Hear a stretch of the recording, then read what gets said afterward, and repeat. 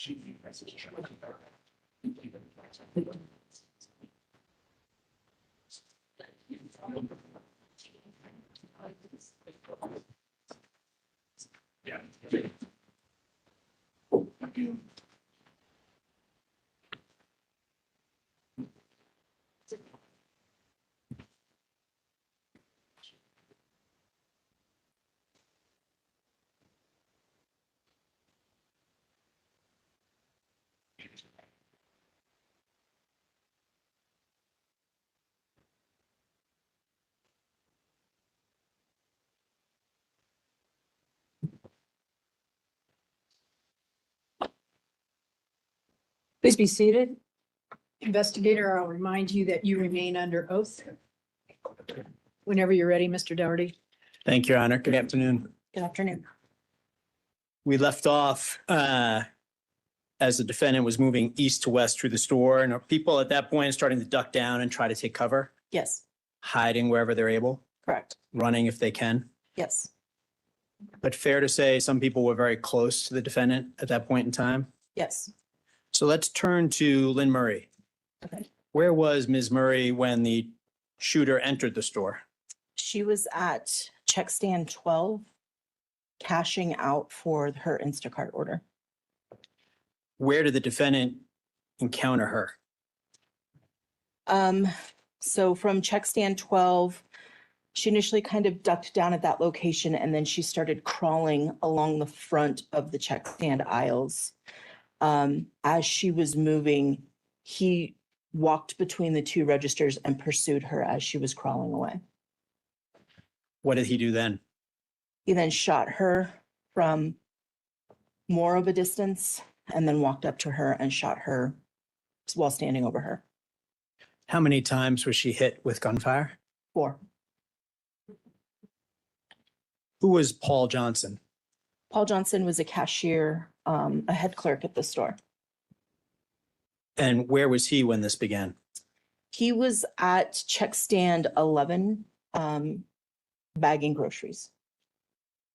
Where was he in relation to the shots being fired by the defendant when the defendant came in the east side doors? So he was downrange to the west of the defendant. What do you mean by downrange? So from where the defendant was shooting, he was west of that location. In or near the line of fire? Correct. And how'd you determine that? Based on the impacts and the trajectory investigations. Going to turn now and talk about a couple other people, okay? Okay. You mentioned earlier Patrick Cruz. Yes. Who was bagging groceries for Patrick Cruz? Terry Laker. And who was checking out Mr. Cruz? Tasia Beresford. So we have Ms. Beresford, Ms. Liker, and Mr. Cruz all at the same area. That's correct. And where was Terry Liker when the shooter entered the store? So she was on the north end of check stand 9. What did Ms. Liker do after the shots began? She moved to the west side of the check stand near where Mr. Cruz was. She got down on her hands and knees and crawled south to the end of the check stand. And then she was using I think it was a bakery rack or a banana rack, something at the end of that aisle that she was using to help herself stand up at the end of check stand 989, right there. I'm going to put another picture on the screen now, okay? Okay. What are we looking at in this picture, if we could publish it, Your Honor? Thank you. This is the camera over register 11. On the upper left-hand side of the screen is Kahendra Mala, who has the striped cap on and is kind of crouched down, sitting. And then next to him in a squatting position is Lynn Murray. Where is the shooter at this point in time? He is on the east side. So that would be register 12. Register 13 was where he did the magazine change. And so he's right about one register over to the east. And Mr. Mala is the one wearing the striped hat? Correct. And then Ms. Murray is the one crouched down to the right of that? Correct. And is that a glass partition that we see hanging between the camera vantage point and Ms. Murray? Yes. And one thing I should make sure we clarify for the jury, just in terms of north-south. If people are running towards the back of the store from this vantage point, they're heading up on the screen, but what direction is that geographically? That's south. So people running up are heading south. Correct. And the north side of the store is where on this picture? It's at the bottom of the screen. Correct. And then what's the timestamp here at this point? 2:30:44. And this is from a security camera that hangs in King Soopers. Yes. For the ones that are above the cash registers that are looking down at the register, are the timestamps off by 1 hour? Yes, they are. But for purposes of the video, based on what Mr. Subin did, it's real time coordinated with what we have here. That's correct.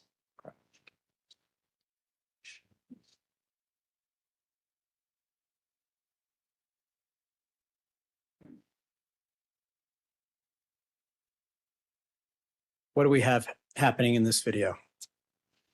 So Lynn Murray crawled across the screen from the left to the right of the screen. So she went from the east side to the west side at the south end of the checkout until she was off screen. Kahendra Mala stayed at check stand 12. And the defendant came between check stand 12 and check stand 11. And he is pursuing Lynn Murray. How long after he had killed Denny Stong is this? I think it's 3 seconds.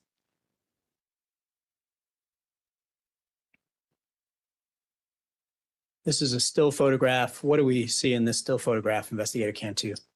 So this is a still photograph over check stand 10.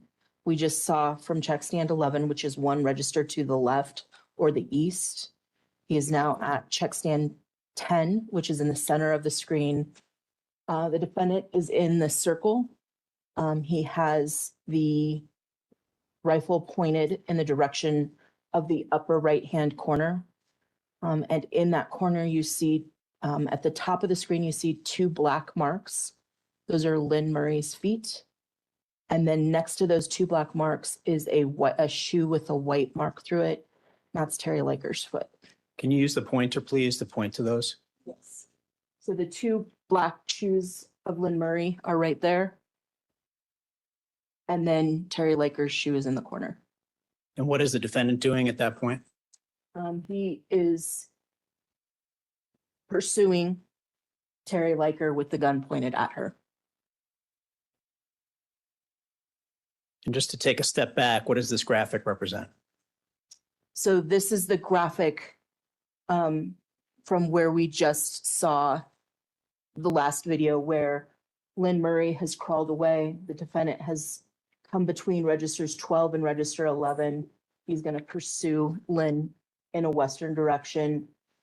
Terry Laker is at the end of check stand 8 and 9 at the rack that I described, whether it was for the bakery or bananas or those rolling racks that are at the end of the aisle. And is that sequence depicted in this next graphic that I'm going to hit play on? Yes.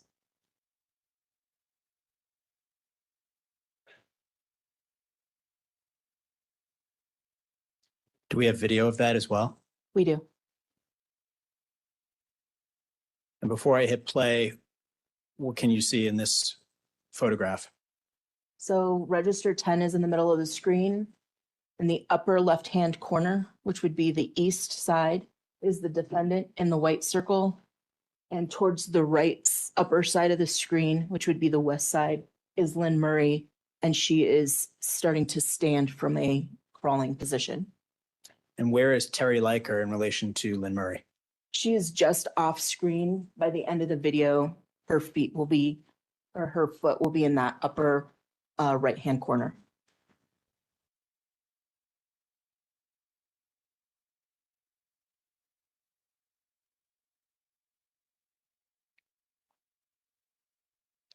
What does this still photograph depict? This is the defendant in the upper right-hand corner in the white circle, aiming at Lynn Murray. And you can also see Terry Liker's shoe directly in the upper right-hand corner. And from your review of the video, how is he holding the gun at that point? He has it shouldered in a ready position, and he's aiming it. Let's take a step back and use this graphic. What do we see in this graphic, Investigator Cantu? So that is pretty much what we just observed on the surveillance footage. You're then going to see Lynn Murray start to run to the west in front of aisle 5. The defendant will shoot her and then shoot Terry Liker, who will, both of their circles will turn blue.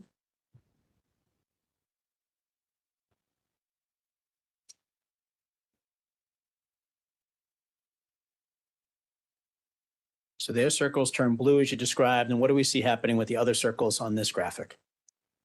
So Kahandra Mawa has moved from the top of aisle 12 to the east side of aisle 12. Patrick Cruz is in the same position. Sarah Moonshadow and Nick Edwards were in the vicinity of register 4. They have run out. Sarah is slightly ahead of Nick Edwards.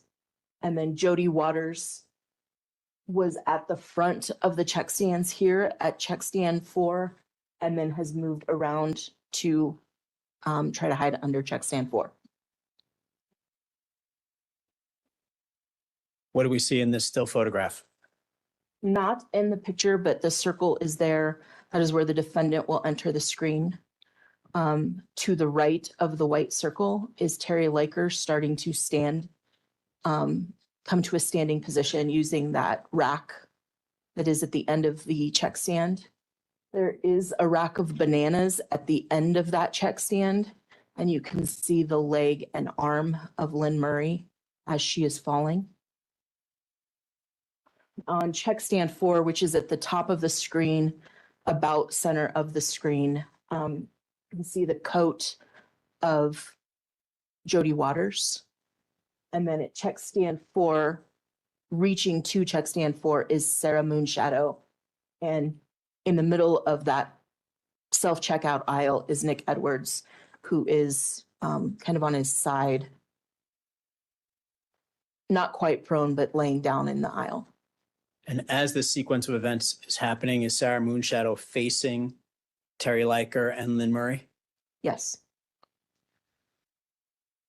How many times was Terry Liker shot? She was shot twice. And Lynn Murray, you said, was shot 4 times. Correct.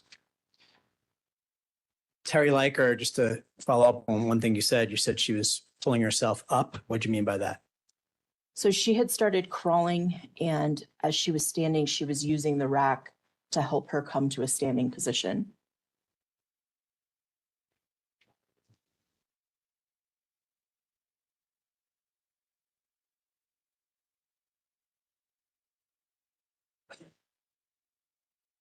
And is that the video sequence that you just described in which Lynn Murray and then Terry Leiker are shot and killed? Yes, And Sarah Moonshadow and Nick Edwards run out of the store? correct. And what way did they run? They ran northwest, which would be to the bottom right corner of the screen. What does this picture show? So at the very top of the screen behind the bananas, in the white circle, you can see the defendant aiming his weapon down at Lynn Murray, who is laying down, and he is pointing the weapon at her. And where are Sarah Moonshadow and Nick Edwards at this point? Sarah Moonshadow is already out of this view. Nick Edwards is about the center of the west self-checkout, starting to run out. What is depicted in this graphic?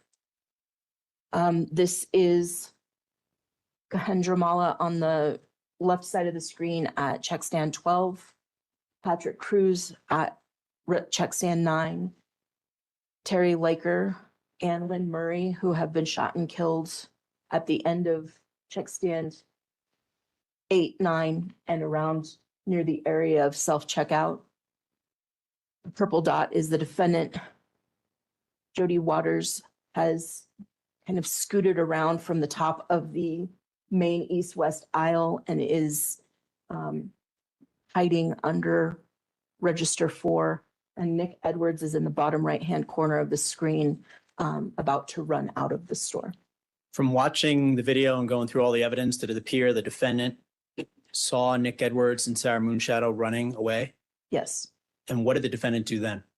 he shot in their direction and then started to run after them Until what? until he saw Jody Waters. And what does this depict? This depicts him killing Jody Waters. And do we have video of that? Yes.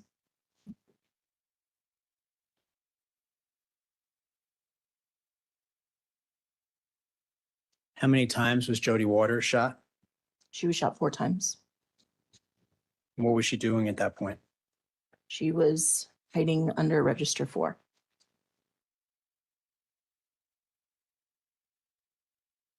All right, let's take a step back. We have on the right-hand side of the screen, looks like the still photo that we were just looking at. Correct. And to get the jury oriented, what are we seeing on the left-hand side of the screen now? So the left-hand side of the screen is a pulled out overhead diagram of the scene showing from the west checkout all of the aisles toward the south of the store and all of the aisles to the east. Approximately what time was Jody Waters shot and killed? 2:31:03. 2:31:03? Yes. How much time has passed between the first shots at Nevin Stanisic to the 8th victim, Miss Waters, being shot multiple times and killed? 69 seconds. How long did it take him to kill Lynn, Terry, and Jody, who were all grouped in the same area? 8 seconds.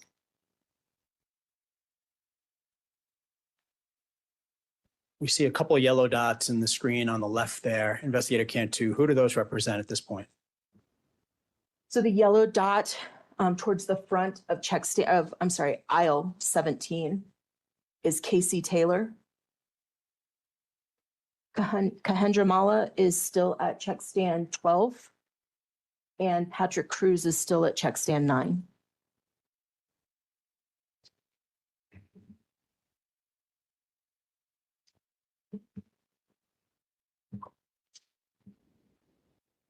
And from watching the video and going through the crime scene analysis, how did it appear that the victims were killed? In other words, any common factors between the victims? Most of them were in his line of sight. They were trying to get away. He pursued them and shot them until they stopped moving.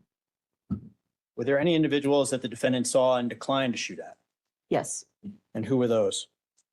Paul Roeder and Clint Ponsford. Okay, we'll go through each of those in order, okay? Okay. After killing Jody Waters, as depicted on the right-hand side of the screen there, where did the defendant go? So he starts to head down aisle 5, which is, he goes around Lynn Murray's body, takes a couple of steps down aisle 5, and then he comes back to the north, and then again goes around Lynn Murray's body and heads to the east along this main east-west aisle that separates the check stands from the groceries. He goes all the way he ends up about aisle 19 on that east-west aisle.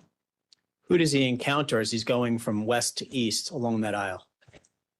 So he walks past Patrick Cruz, he walks past Kahendra Mala, Clint Ponsford, who is right now outside of the store in the roadway at the crosswalk here. He will make entry and he will be at the east entrance as the defendant is passing the east entrance. And then Paul Roeder, who is in the upper left corner, who's the green dot at aisle 17 near the south side of the aisle. He will pass him and he will encounter him on aisle 17. And let's take a step back. How did you first identify and come to interview Mr. Roeder? We watched all of the footage. We saw that he was in the store for quite a while. I actually watched the footage frame by frame following him out of the store. I know that he had contact with law enforcement, so I watched body cam footage, and I saw that in the overhead video, he got into a red car on the west side of the store. So I watched body cam footage frame by frame by frame and caught a partial license plate for him. I started researching that, was able to locate Mr. Roeder with that vehicle in the neighborhood. And I called him after that. And did you have the opportunity to speak with him? I did. And while all this was happening, everything you've just described for the jury, what was his understanding or perception? He was unaware of what was going on around him. And was he continuing to shop? He continued to shop. And can you tell the jury a little bit about Clint Ponsford, please? Clint Ponsford is a courtesy clerk for King Soopers. He was in the parking lot getting carts. He comes into the store and he ends up right there at the east entrance by Ricky Old's body. What was the defendant appearing to do at this time where he's moving from west to east along the aisles? He's looking for people. And how'd you make that determination? As he's walking, he's looking up and down the aisles as he's passing them.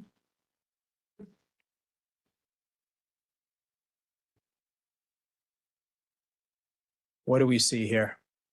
So this is the defendant who starts to go down aisle 5. He then keeps going east. The yellow dot moving near the upper part of the screen on aisle 17 is Casey Taylor.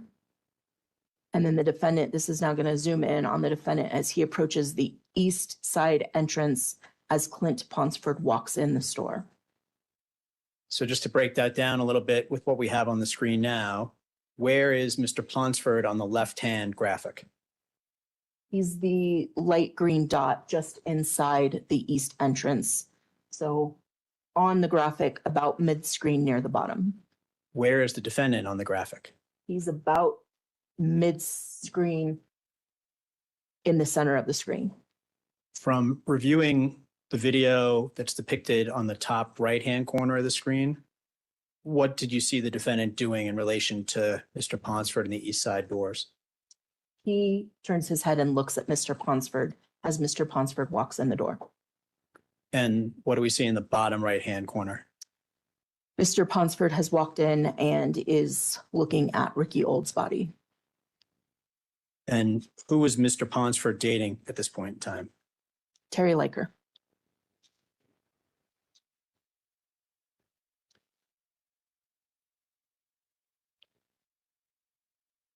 What does this screen show us? So this is again, on the left is the diagram showing Clint just before he walks in the store, shows the defendant as he is walking eastbound down that main east-west aisle. And on the right are their surveillance videos showing that same thing. So on the top frame is the defendant in the white circle walking east along that aisle. And on the bottom is Clint, who is in the orange traffic vest, walking into the store. And is this video of what you just described? Yes, And what does the defendant do after seeing Clint Ponsford? he just keeps walking. What does Mr. Ponsford do? He looks at Ricky for a few minutes. He walks back out into the vestibule. He seems kind of confused. He's in and out of the store at that point Confused by what? by what's happening. And Mr. Roeder, you mentioned already, is up in one of those aisles. What aisle was he in? He was in aisle 17. How old was Mr. Roeder at that point? He was 90. And without getting into the detail, are you aware that since this mass shooting, Mr. Roeder has passed away due to natural causes not related to the incident? Correct. How many times did the defendant and Mr. Roeder cross paths that day? I believe it was 3 times total. And can you just describe those for the jury, please? Sure. So at this point, he's about to approach the defendant is about to approach aisle 17. Mr. Ponsford is closer to the south end of the aisle, so the back of the store. The defendant is at the front of the store. As the defendant passes, he kind of stops, take a step in towards aisle 17, raises the rifle and aims down the aisle at Mr. Ponsford. After a second or just a moment, he drops the rifle without firing and continues eastbound through that aisle. Gets about to aisle 19, and then he turns around and he comes back along that main east-west aisle. He again passes aisle 17, but he doesn't look down the aisle at Mr. Roeder.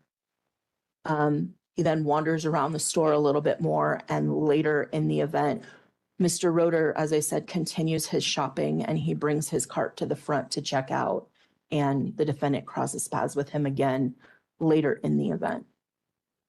So a couple follow-up questions for you. Okay. When you were describing the defendant pointing his rifle down the aisle, Yes. you said it was at Mr. Ponsford. Oh, I'm sorry. No, it's okay. There's a lot of names. Yes. Were you referring to Mr. Roeder? Correct. He was down aisle 17 where Mr. Roeder was shopping. And you could see on the video, the defendant points his rifle at Mr. Roeder Correct. and then put it down to his side and continue on. Correct. And Mr. Roeder then continues shopping. Correct. And just to make sure we have our colors correct, Mr. Ponsford is a yellow on this screen, but he should actually be a lime green because he's not a attempted murder victim. Am I right? That's correct. And then here we have another screen, and this is Mr. Ponsford in the lime green, right? Yes. And what do we see in this still photograph from 2/31/29? So this is zoomed in of that camera showing the defendant that was as he walked across the main east-west aisle, and his head is turned toward the east entrance door. Facing towards whom? Mr. Ponsford. And what does this graphic show at that moment in time? It shows that so Mr. Ponsford is still down by Ricky Old's body. The defendant continues still looking in the direction of the north end of the store, so the front of the store, as he continues to the east at aisle 16.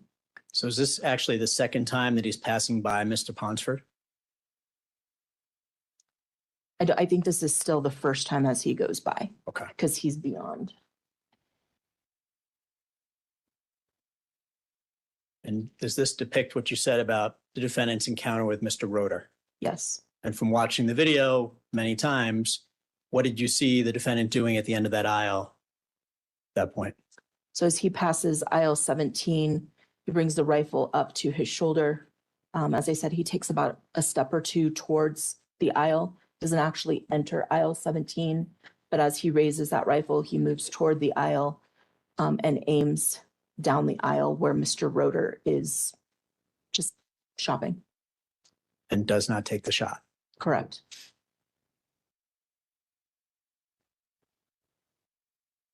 What are we looking at here, Investigator Cantu? So this is a zoomed in photo of the defendant taking that step towards the aisle where he's about to raise the rifle and aim down there.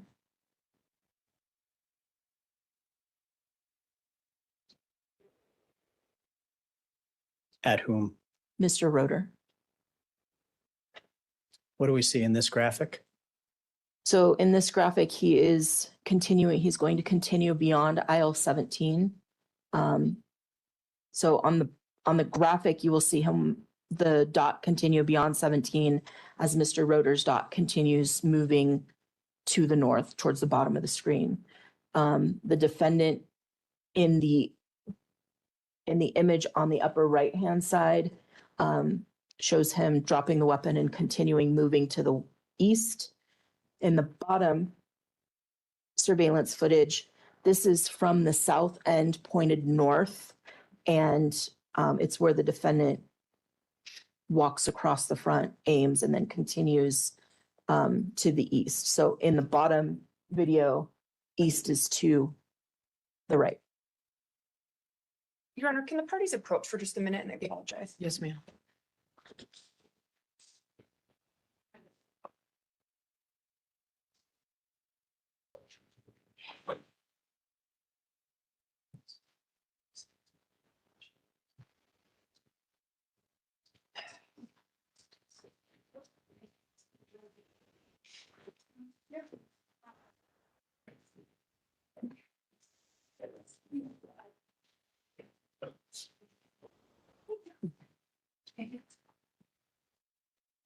Rise for the jury, please.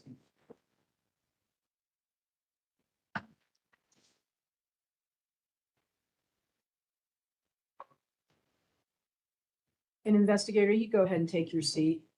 Again, reminding you that you remain under oath. Thank you. You take your water up with you if you'd like.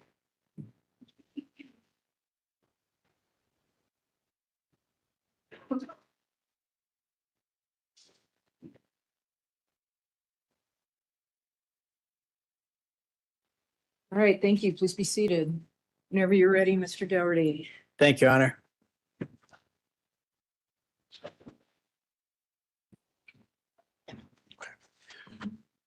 Investigator Cantu, during the break, I was just looking over my notes here, and I just wanted to circle back to Kelly Ray Dorr for a moment. Okay. Who was and is Kelly Ray Dorr? Kelly Ray Dorr was an assistant manager in the meat department. Where was he when the defendant came in and began firing east to west? He was at basically the west doors, preparing to go out those west doors. So on the west end as the defendant was shooting from east to west.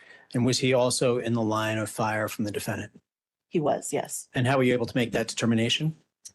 Based on the video, the impacts and the trajectory investigation. And now I'm going to turn back to Mr. Ponsford and Mr. Roeder, if we may. Okay. And Your Honor, can we have the screen? Thank you. And I think I got ahead of myself in saying the defendant had returned heading west across the store. But is that about to happen here and what we're looking at? Yes. So he'll continue to aisle 19 and then turn around and come back to the west. And do you see that both in the video on the bottom right as well as the graphic on the left? Yes. And the red circles tracking the defendant? Yes. And we see that gentleman on the right-hand side of the screen, and I'll go a little slower here, sorry. The lower right-hand side of that screen, who is that? That's Mr. Roeder, Paul Roeder. And what direction is he heading at this point? He is walking north on aisle 17. So north in terms of direction, but heading towards the front of the store. Correct. And is that reflected in the lime green dot on the graphic on the left? It is, yes. So from your review of the video evidence, did it seem clear the defendant saw Mr. Roeder a number of times Yes, and decided not to shoot and kill Mr. Roeder? that's correct. And after Mr. Roeder is seen on this security camera here on the bottom right of the screen, where does Mr. Roeder go? He continues walking down to the front of the store from aisle 17. And then he eventually comes to that main east-west aisle. And he walks along the east-west aisle to the west. And I believe he ends up at register 10. He is there to check out.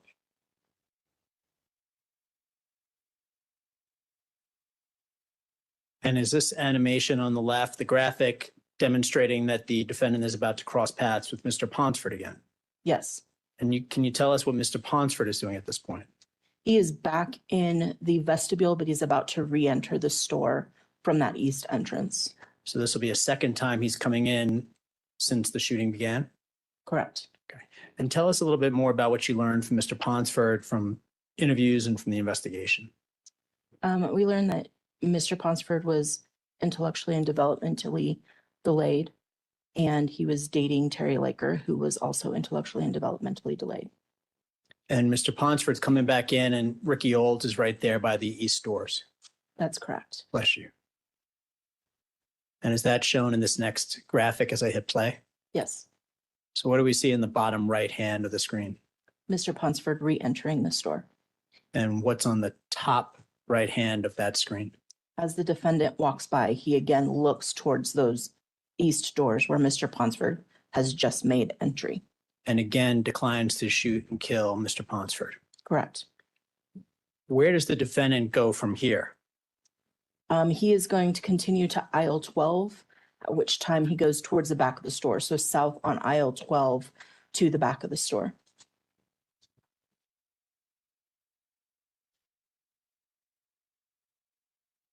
What do we see in this still photograph from 2:32 p.m.? This is the defendant walking back eastbound. He's about to cross that main entryway. He is east of East Checkout, and he is looking towards those east doors, and his rifle is in his right hand down by his side.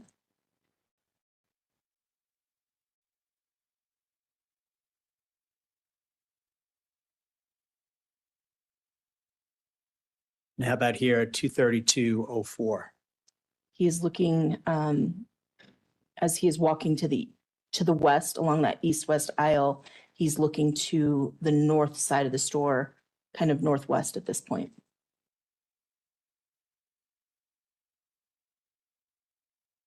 What happens now?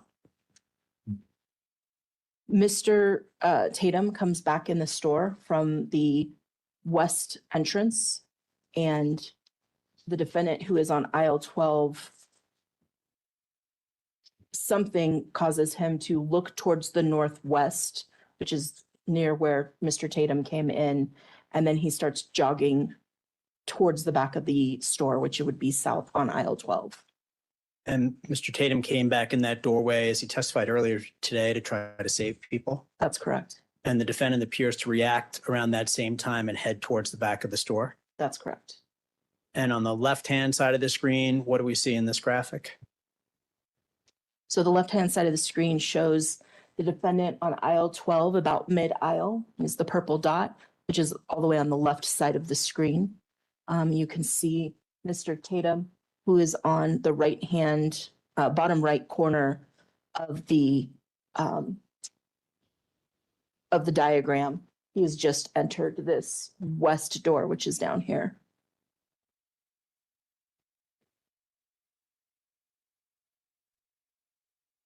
What do we see on the left-hand side of the screen here? So this is the deli. This is the diagram of the deli area.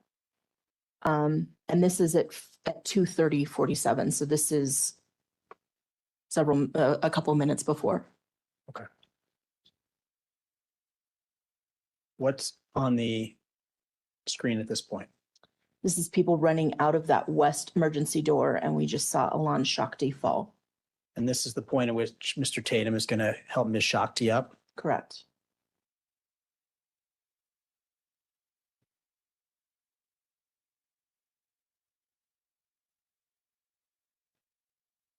Sorry. So when Mr. Tatum came back in the store, what direction did he go? He ends up running eventually south, but he kind of skirts the deli and kind of goes around all of the produce section. But he ends up in the upper right-hand corner of the screen, which is the southwest corner of the store. And what do we see on the right-hand top corner of the screen there? There's a circle around the defendant who has his rifle raised, and he is aiming and appears to be sighting down, which would to the west. And who was there at that point in time that the defendant would have been sighting on? Mr. Tatum has just run past there and is at the door to the cooler area of the meat and seafood department. And was there also evidence of bullet strikes from behind where Mr. Tatum had been at that point in time? Yes, there were. And from that, what did you conclude? That the defendant shot at toward Mr. Tatum.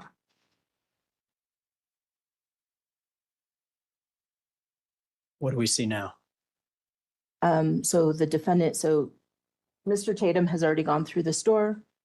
The defendant then drops his weapon and he is going to continue walking westbound along that south aisle of the store.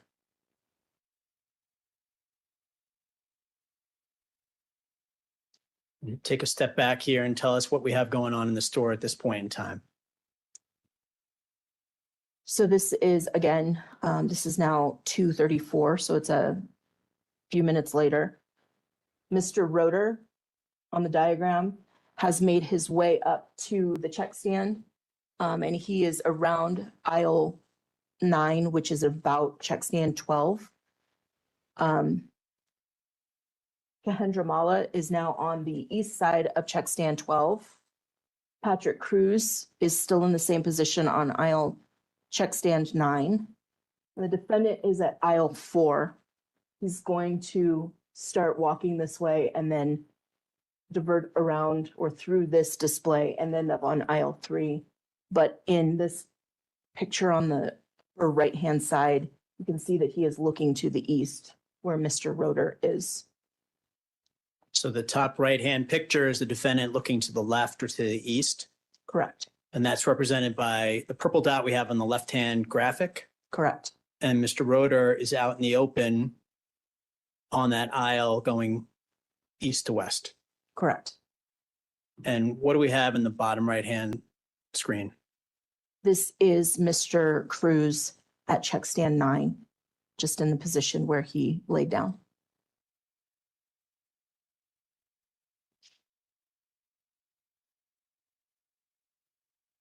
Based on your review of the video, what is the defendant doing at this point? Looking for people. And where is he moving? He's moving to the south end of the store or the back of the store. On what aisle? Aisle 3. And what time is it now? It's 2:34:39. Approximately how long since the first shots were fired?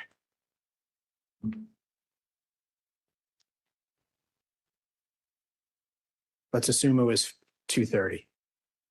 So it's been about almost 5 minutes at this point. And the clip I just let run through, he's walking in what direction?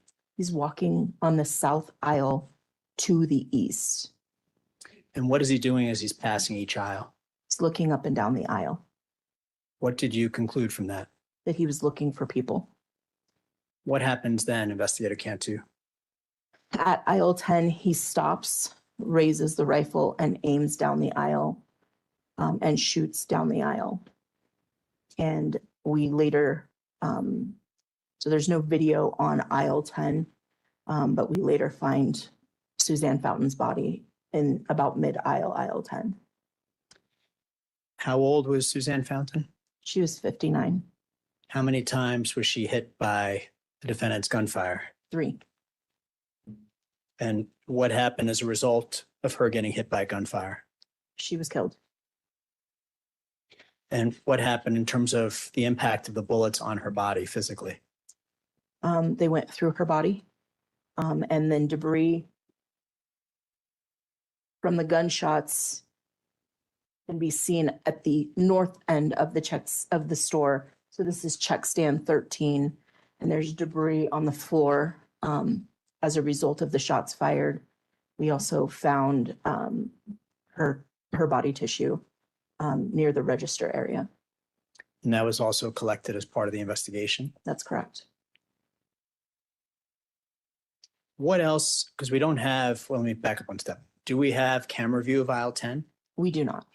So can you just describe for the jury what aisle 10 looked like in terms of what else was in the aisle? So there were cardboard display cases with snacks. I think they were like fruit snacks on the aisle. There were at least 2 of those cardboard displays spaced out on the aisle. Had you, in reviewing the video from prior to this moment, seen the defendant go past aisle 10 earlier? Yes, And had he looked down aisle 10? yes, Did he fire a shot when he looked down aisle 10 earlier? he did not. So based on your review of all the video and all the evidence, what did you conclude about that? That Suzanne Fountain came out of a hiding spot and she was now visible on his 3rd pass of aisle 10.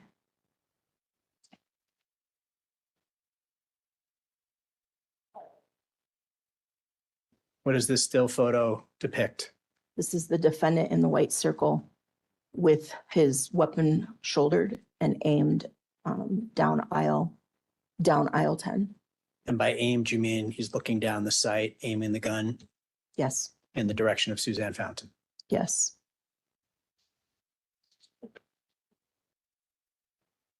Okay.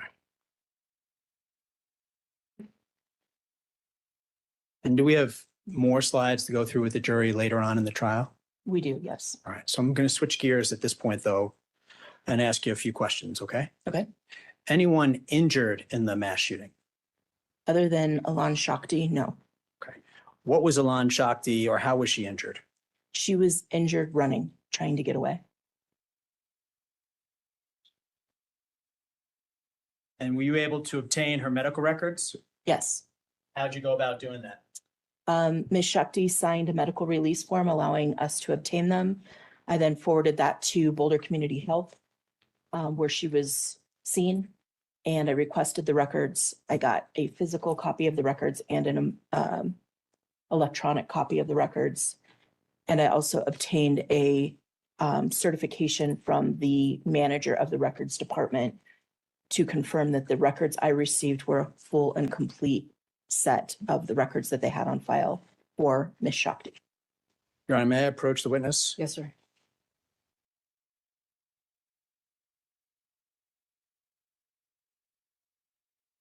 Thank you.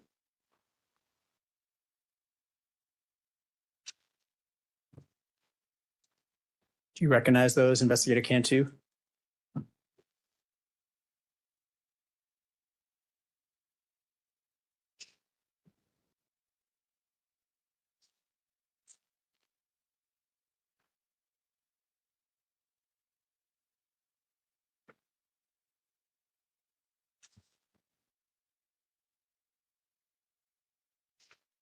I do, yes.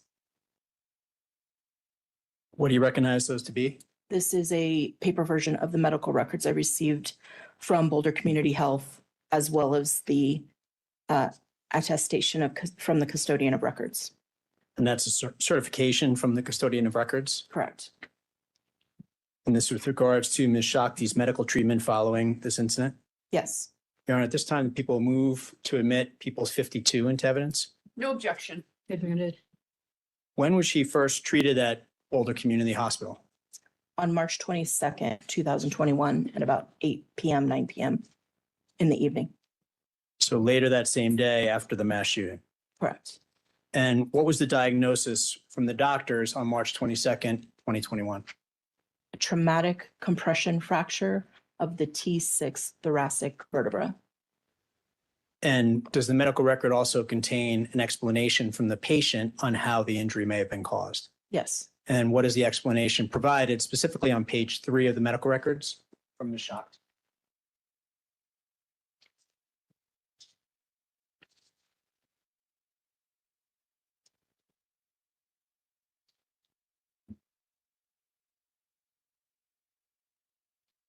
So it says a fall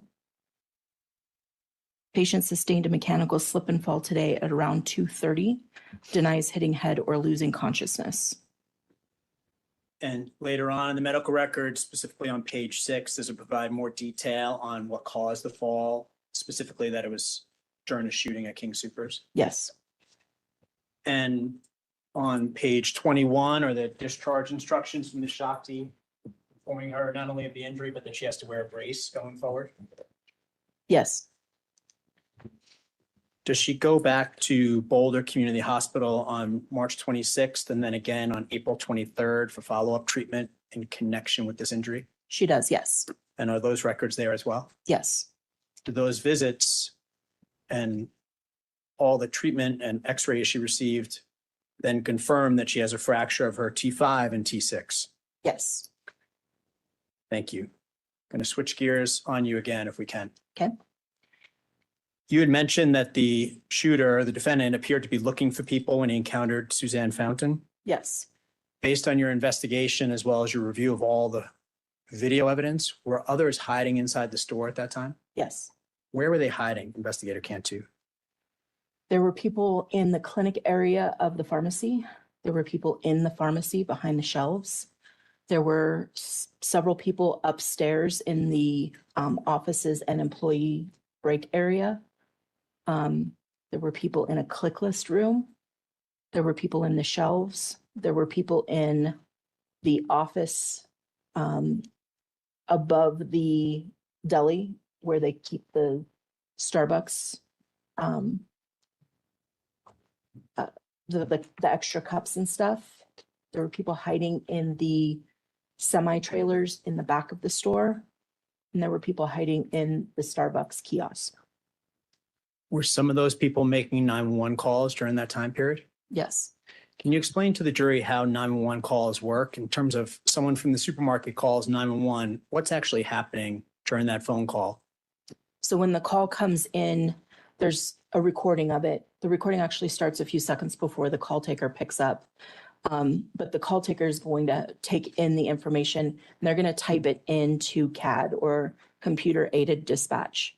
That information is then going to be aired to officers or whoever the information is for, whether it's fire, police, whomever. They're going to air that over the radio system. So there's the call takers and then there's the dispatcher who's working the radio. And is that done to get the word out as quickly as possible to officers and first responders? It is, yes. So would that explain why, if we're listening, for example, to the 911 call that Logan Smith made, why we hear that typing in the background? Yes. And what is that typing actually resulting in? That typing is the call taking dispatcher updating the information that he's receiving into CAD so that everybody can see what's going on. And did you have an opportunity to listen to the 911 calls in connection with this mass shooting? I did, yes. How would you describe the tone and demeanor of the people calling 911? Panicked, afraid. Not really sure. Some people didn't know what they were seeing. That's how I would identify that. And generally speaking, what information did the police have as they began to respond to King Soopers on March 22nd? The information was that there were between 1 and 3 shooters, that there was a long gun or rifle, AK-47, some weapon of that sort being used, that the shooter had a bulletproof vest.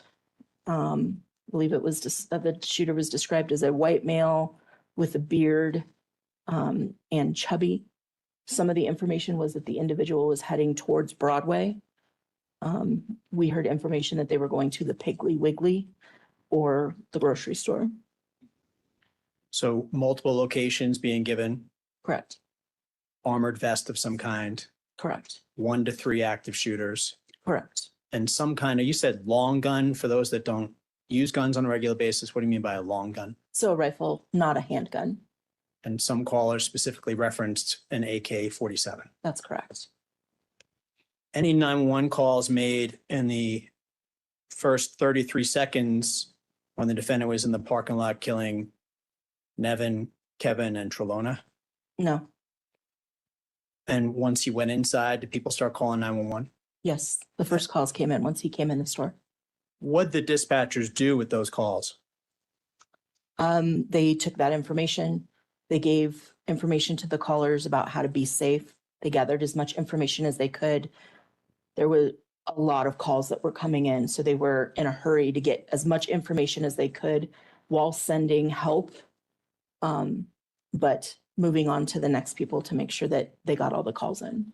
So practically speaking, what does that mean? Let's say it's the fifth 911 call coming in from King Soopers.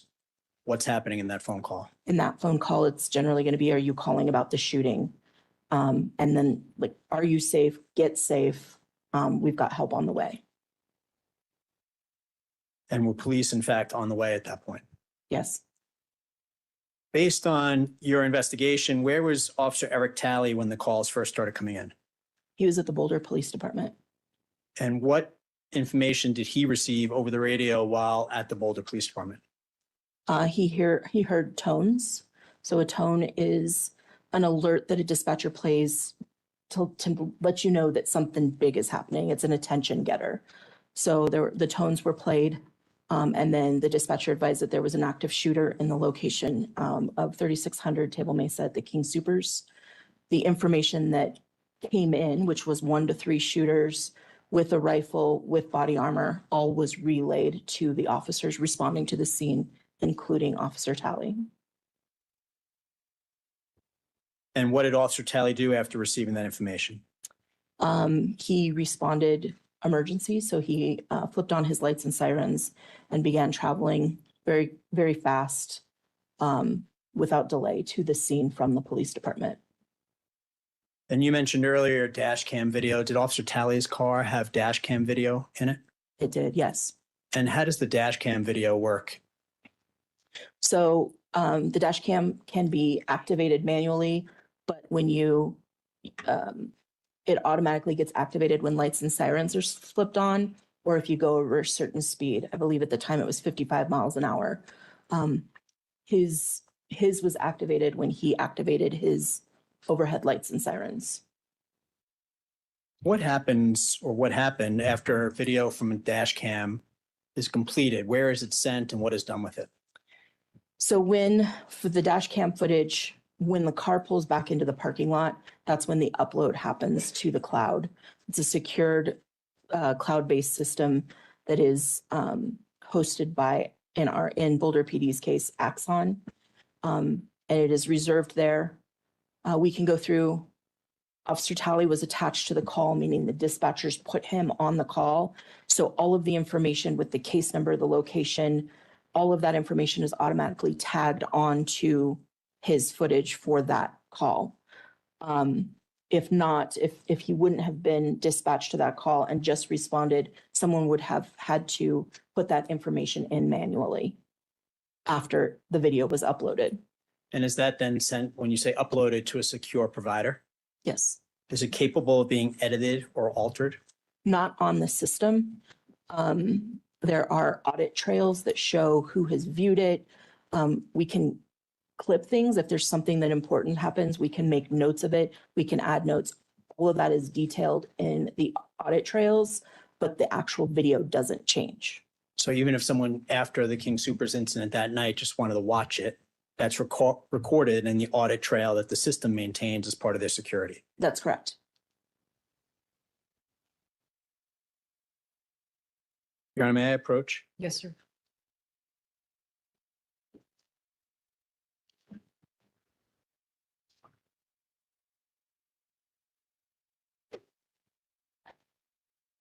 Showing you what's been previously marked as people's 53 for identification. Do you recognize that? I do. What do you recognize that to be? This is Officer Talley's dash cam video from when he activated his sirens until about 5 minutes and 5 seconds into the video. So it's about 6 minutes into the video, he activated his camera at 1 minute. And it is his response to the scene, and then from the car, what occurs while he is in scene. How do you know that that's the same video recording? Because after I watched it, I signed it and dated it. And does that exhibit Exhibit 53 accurately record and display what Officer Talley's dash cam video captured that day. It does, yes. Your Honor, at this time, people move to admit People's 53 into evidence. No objection. Submitted.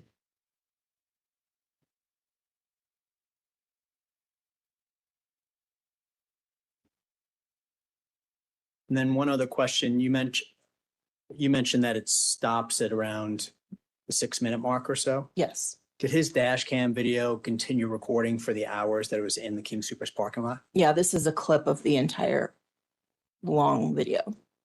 And this clip captures what? It captures his response.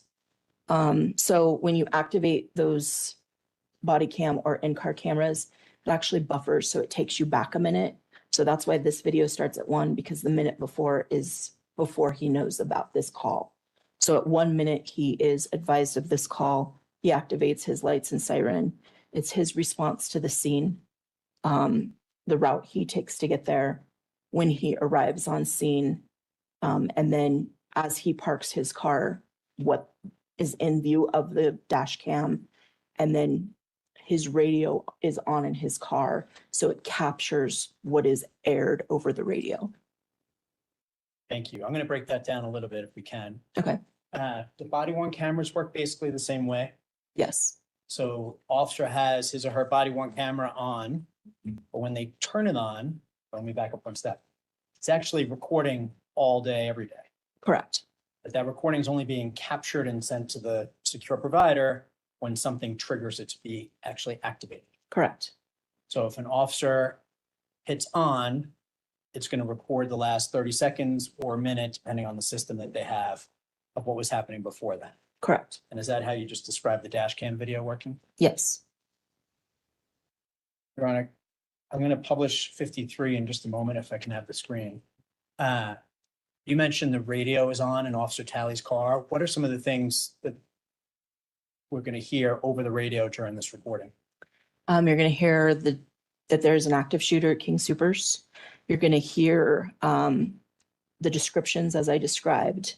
You're going to hear when officers arrive what they see, which is there's a body down that doesn't match the suspect description.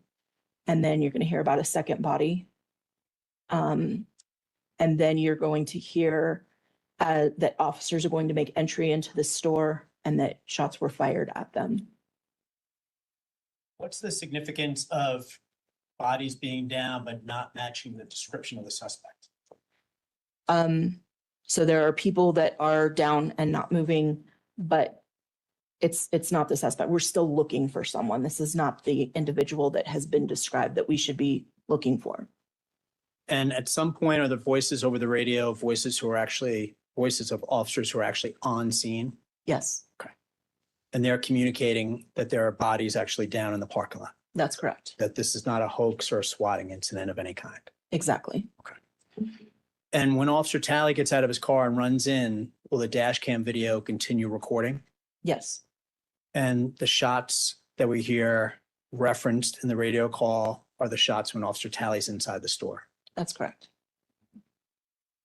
Your Honor, with the court's permission, I'll publish 53. Yes, sir.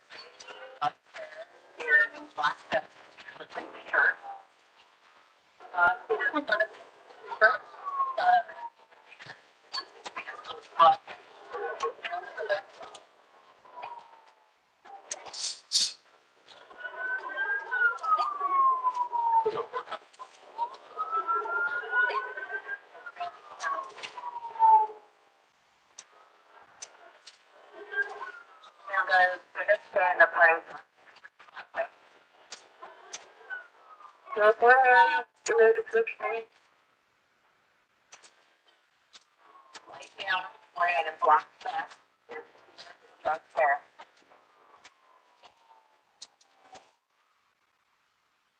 block me off. What are you doing?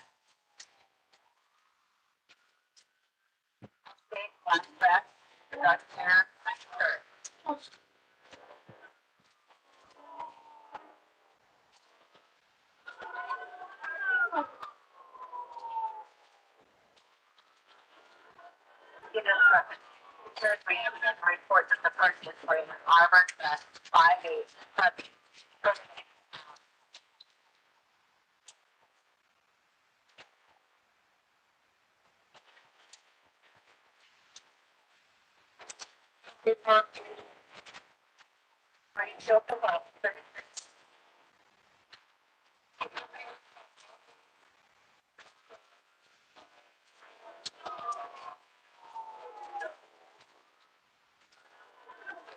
Down. The field down and the sword is on that.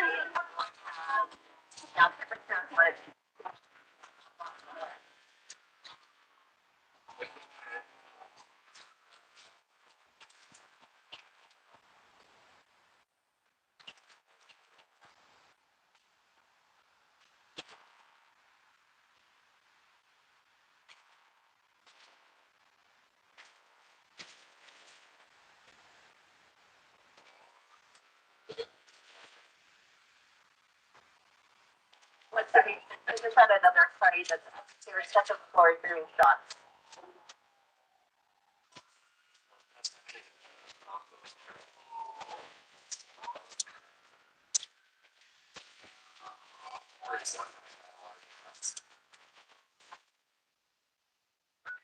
Copy.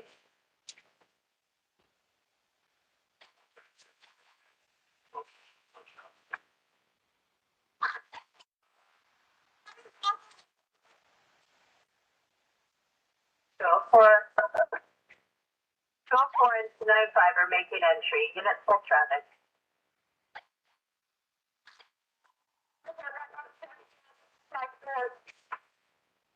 Copy. Party down next door. Copy.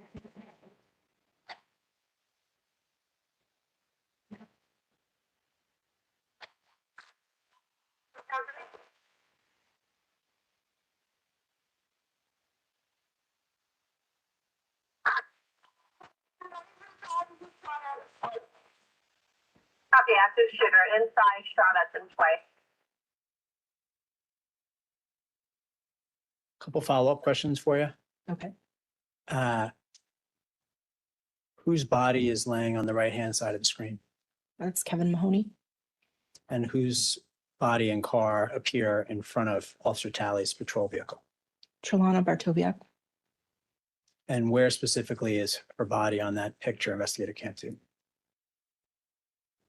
So it's just behind the stop sign on the ramp. Indicating towards the left-hand side of the picture heading up the pedestrian ramp. Correct.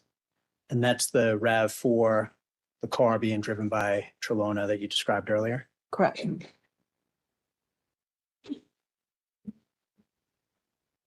There was a voice saying party down inside the doors. Did you recognize that voice? I did. Who was the person radioing that? That's Officer Pam Gignac. Have you worked with Officer Gignac over the years? Yes. For approximately how long? My entire career. And as she's radioing this, based on where she is, whose body do you believe she saw? Ricky Olds. And she's saying that aloud while inside the store. Correct. After she says that, the dispatcher says, hold traffic. Can you explain to the jury what that means when a dispatcher says, hold traffic? So she had aired before they made entry. She said, Capo Tally and I are going in. That means she, Officer Tally and Officer Capo Bianco were making entry into the store. That's when the dispatcher said, hold traffic. That means that this is a serious situation. We don't need to hear about traffic stops. We don't need to hear you're en route. This is the most important information, and we need to leave the air open for them to get any new information out. In other words, cease all non-critical radio communications. Exactly. And then the next radio communication is Officer Gignac saying, shot at us twice. Correct. And what was happening inside at that moment in time based on your review of everything? The defendant fired at the defendant fired at, shot and killed Eric Talley.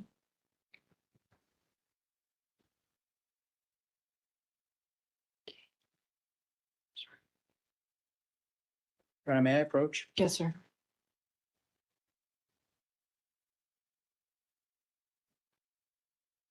Thank you. Understanding you what's been previously marked as people's 63 for identification. Do you recognize that? I do. What do you recognize that to be?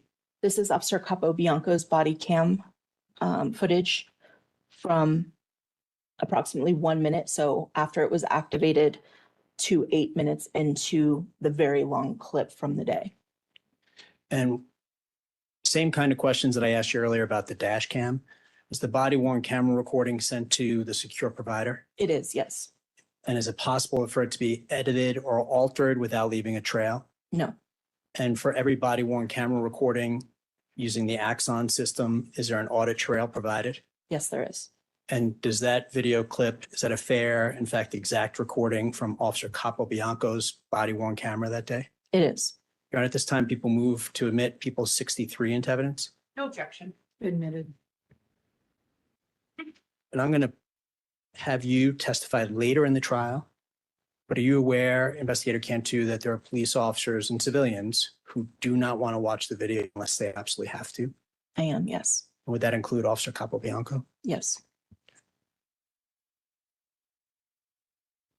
One last exhibit for you for today, Investigator Cantu. Okay.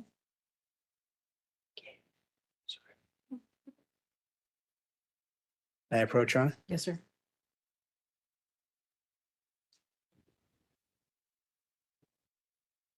Thank you.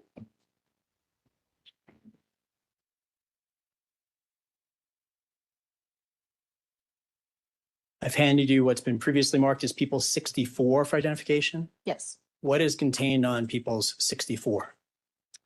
So this is a video compilation of the shooter's actions that day that was made by the FBI from surveillance footage that was gathered from the scene. This is I believe it's an 8-minute video of the defendant's movements throughout the day.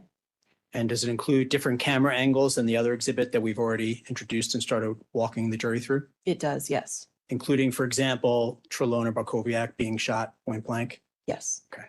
And if you had a chance to review that 8-minute video in conjunction with everything else you've done in the case? I have, yes. And does it appear to be a fair, accurate, in fact, exact copy of the recordings that were taken from King Soopers that day? Yes. Your Honor, at this time, people move 64 into evidence. May we approach? Yes, ma'am.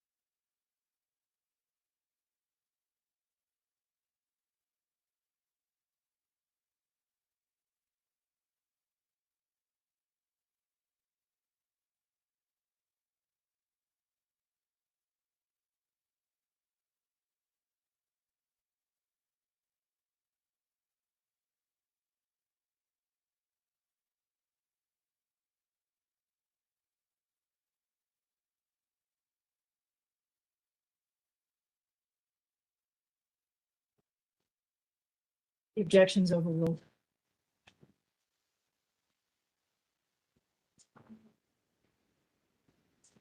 So two final questions for you for today, Investigator Cantu. Okay, Exhibit 64 has been admitted, but we're going to watch that later on in the trial, okay? okay. How many civilians, and by civilians, I mean non-law enforcement, did the defendant shoot at after the Boulder Police Department made entry? None. And the first three officers inside King Supers were whom? Officer Talley, Officer Brian Capobianco, and Officer Pam Gignac. Your Honor, I have nothing further for Investigator Cantu at this point, but I will seek to call her later in the trial. All right, Thank thank you. you. You may step down. Oh, sorry. I do not have any questions at this time for Investigator Cantu. Understood. Thank you. You may step down.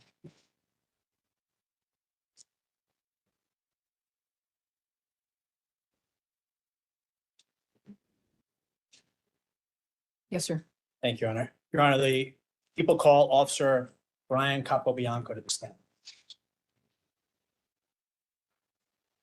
Oh. Your Honor, I'm sorry. Actually, we had a victim witness show up out of order, so if I can call Nicholas Edwards instead of Officer Capobianco. Yes, Nicholas Edwards.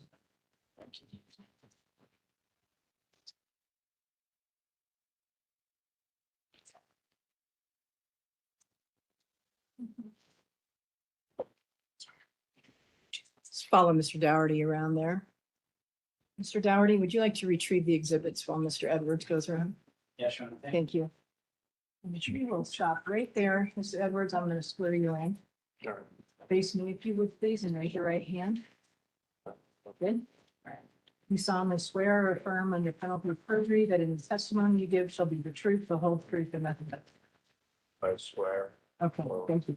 Have a seat. Get real close to that microphone and you may adjust it so that everyone can hear you.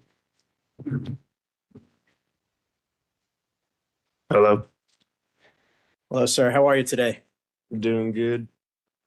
Can you please state your full name, spelling your last name for the court reporter? My full name is Nicholas J. Edwards, Edwards. So, Mr. Edwards, I'm going to ask you a couple questions about your background, and then we're going to talk about what happened to you on March 22nd, 2021, okay? Okay. Where'd you grow up, sir? I grew up in Pueblo, Colorado, mostly. And then I moved out of Pueblo, Colorado in 2016 up to Maryland, Colorado. And then I basically lived up north in this part of Colorado since 2016. And what's your mom's name? Sarah Moonshadow. Where do you currently live, Mr. Edwards? I currently live in South Boulder, right off of like Table Mesa on Osage Drive. How long have you been living there for? Yeah, I've been living there like maybe 2 months now. Where were you living before that? So before that, I was like before that, I was like I was basically homeless. So I moved back up here last fall. To Boulder. Yes. And I've been up here since last fall. Okay. I've been homeless since that time. I just recently got into the apartment like 2 months ago. Right. And you said back here, you lived in Boulder previously? Yeah, previous, yes, back from 2016 all the way up until 2021 when the mass shooting happened. And then I moved down south to Walsenburg, Colorado. And I stayed down there for a little bit, up until, basically 2023. Yeah, last fall. Okay. Thank you. Can I ask you a few questions about March 22nd, 2021? Yes, sir. Before the mass shooting at King Supers that you referenced, what were you doing during the course of that day? Mostly we went to go do laundry initially. From the laundromat, we went over to the King Supers.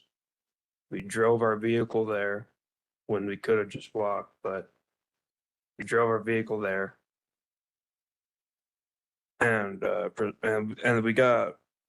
we went inside to go get like a few things. It wasn't even a grocery shop. It was just mostly stuff to like munchies. And then then all that extra stuff happened. Okay. And we're going to talk about that stuff in a moment. Okay. Mhm. Who were you at the laundromat with that day? My mother, Sarah. And had you ever been to that King Supers before? Oh yes, I've been to that King Supers several times. And you mentioned that you drove there instead of walking. Where'd you park when you went to King Supers? We parked in that. There's two entrances at that King Supers. We parked on the left side, closest to that door where he came in from. And by the door he came in from, you mean the shooter? Yes, I do. What'd you, it's okay. That's good. I'm going to go question by question and ask you to just walk the jury through everything you remember from that day, okay? When you and your mom went to King Supers, what'd you guys do when you first went in the store? We went in. I don't even think we grabbed a shop. We grabbed, I don't even. We had one of those little handheld baskets. We weren't even there for very much.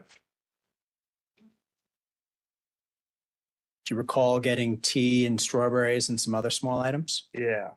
Yeah, it was like strawberries, tea, and probably a few other things. I think she got one of those coffee cartons. It says Delight on it. But we were in that store for like 20 minutes maybe. And at the end of that time, inside of King Supers, which way were you heading to go out of the store? Let's see, so we went in on the east end. We basically made a loop, that the left side of the building, the east. And then we went in, we made a loop, came around to this other side. It took about 20 minutes. Because I think usually they keep all that coffee stuff and all the ice drinks and stuff like teas on the left side. Walked in, went around. It was about 20 minutes. What was the question? You answered it. Oh, okay. Did you end up at the self-checkout on the west side? Yes. Yeah, that's where we were at. What happened when you were at the self-checkout on the west side? So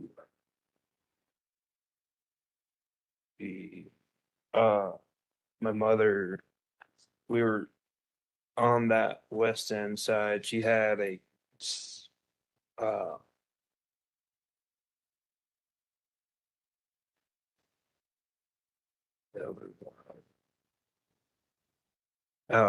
she she was like, having one of those out loud thoughts.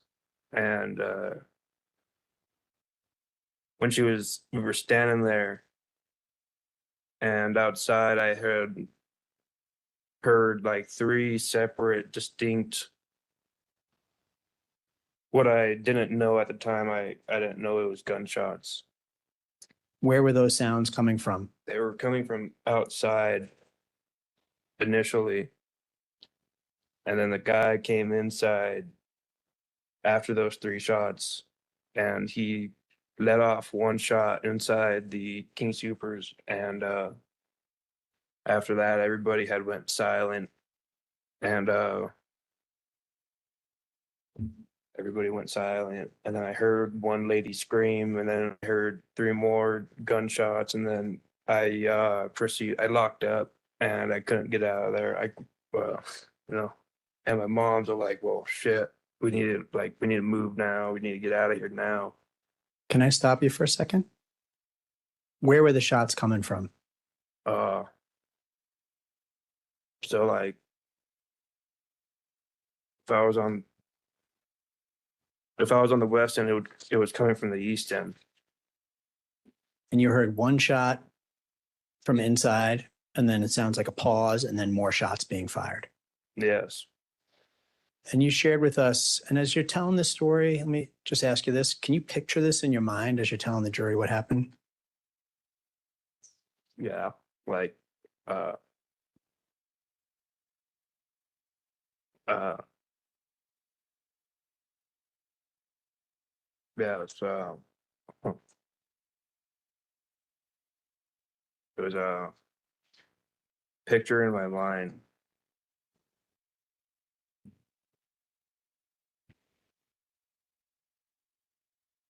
The, from what a picture in my mind. Yeah. I'm talking about it, from recalling it. Uh, Can I ask you another question? yes, sir. You said you locked up. What do you mean by locked up? I mean, like, paralyzed with fear from that first shot, and when the woman screamed, and when that registered, yeah, that fucked me up. And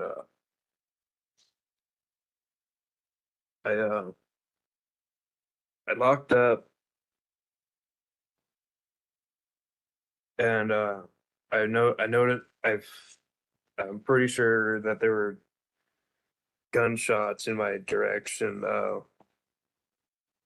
don't know. It was, I locked up at an angle, and I thought the guy was over here. And my mom, and like, and during that entire time, she's all, there's like gunshots and percussions, and I fucking don't know what's going on. And she said, she's all like, we need to go, and from here, where I thought the guy was, and I turn around, and I run out the door, but yeah, that's a very scary situation to be in. I have a couple follow-up questions for you, okay?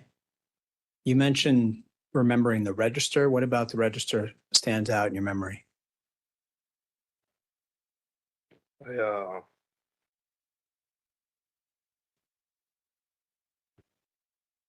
yeah, because I locked up like this, and adjacent to the left side where I thought I saw the individual, I mean, was I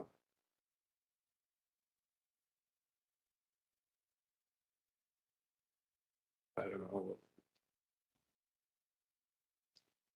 Did you continue to hear shots during that time? Yeah, more than enough. He shot like 12 people, right? And Judge. shot down. Objection. Right? There's an objection. Just a minute, Mr. Edwards. So I'll rephrase it. Thank you. It's sustained. So one of the things we need to do together, Mr. Edwards, is I'm going to ask you questions just to have you explain what you remember to the jury. And if the question doesn't make sense, let me know, because that happens at times. But if it makes sense to you, just answer the question if you can, okay? Did you hear gunshots continuing as you and your mom were crouching down there? Yes, sir. Several. Okay. Several while I was standing up. Yeah. And then I turned around, and when I was running out the door, I don't know if I heard any more or not. I'm pretty sure. Yeah. Yeah, because it was like, because there was 3 shots outside. He walks in, and then it was 1 shot, and then everybody went silent. And then there was more shots as I was standing there. And then briefly, I'm pretty sure he had to reload because there was no more shots fired. And that's when my mom told me we need to get out of there. And then I turned, and then that's when I heard a few more shots as my mom was telling me that we needed to leave. He reloads, and he's like, and then he sends more down downrange, and that's from what I recall. Okay. So yeah, there were shots fired, and What could, directions. sorry. What could you smell?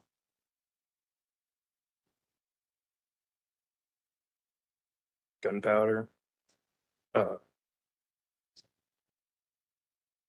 Burning gunpowder, burnt gunpowder. Gunpowder, yeah. How did you and your mom get out of the store, Mr. Edwards? We, I had to, I turned to my left side after my mom had told me that we need to get out of the store. And I ran out the door because there's a door like this and then there's a door like that. So we ran out the doors and we ran through the parking lot and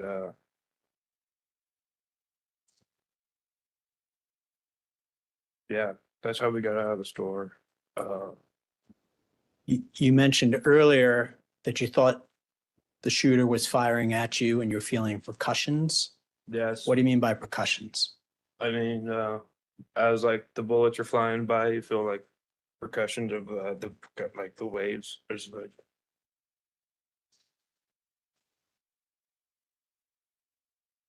what would be the best way of describing them?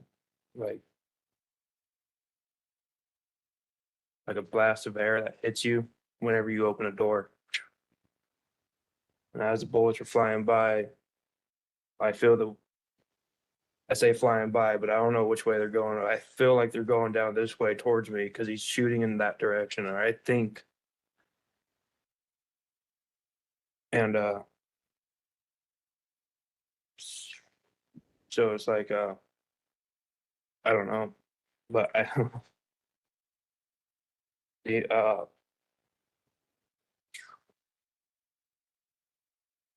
because of the positioning that I was at, because I was more or less like this, the self checkouts like this, and where the guy walked in from, like, and I locked up, and I couldn't tell. I don't know what the hell was happening, but I swear that it was all kind of, I don't know. Okay. With the court's permission, I'm going to ask you to take a look at Exhibit 28, okay?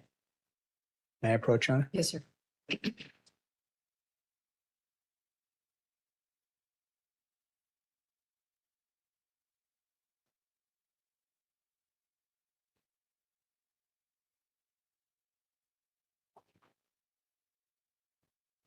That's been previously marked as people's 28 for identification. Do you recognize that photograph, Mr. Edwards? Yes, sir. What is it a photograph of? Well,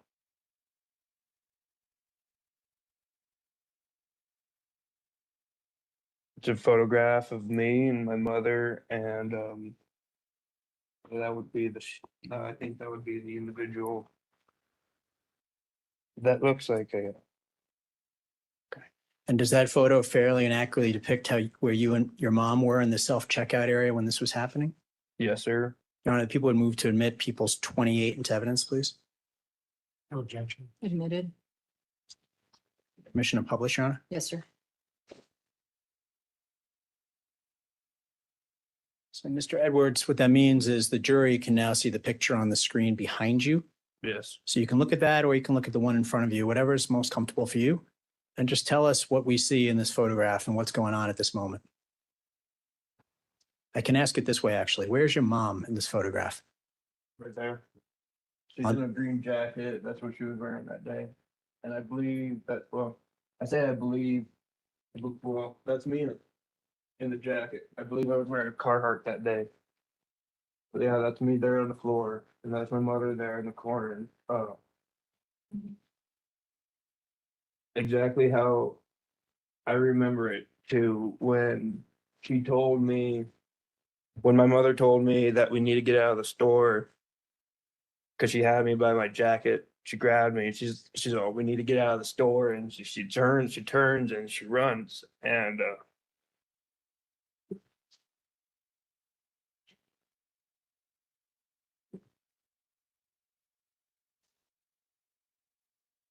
Take your time, sir. So yeah, and she turns and she runs, and I drop down to the floor. And as I do that, as I drop down to the floor, I look up and I see my mother, and I only see her back, and she's running out the door. And I'm like, oh shit. Eh,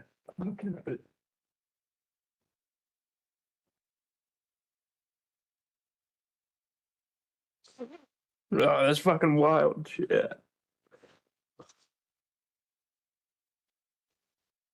Do you need a cup of water, Mr. Edwards? No, I think I'm all right on water. I only have a few more questions for you. Can I ask you those questions, or do you think you need a break? No, I'm good. You sure? Yes, sir. Okay.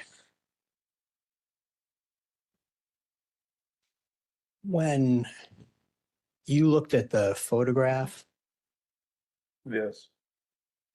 on the witness stand a couple moments ago, one of the things you said was, damn. Did you realize how close the shooter was to you and your mom? No. Okay. And we last met a couple weeks ago. Do you recall that? Yes. And did I show you just a really short video clip to help get you oriented to where you were and what was happening? Yes, sir. And was that the first time you realized how close the defendant, the shooter, was to you? Yes.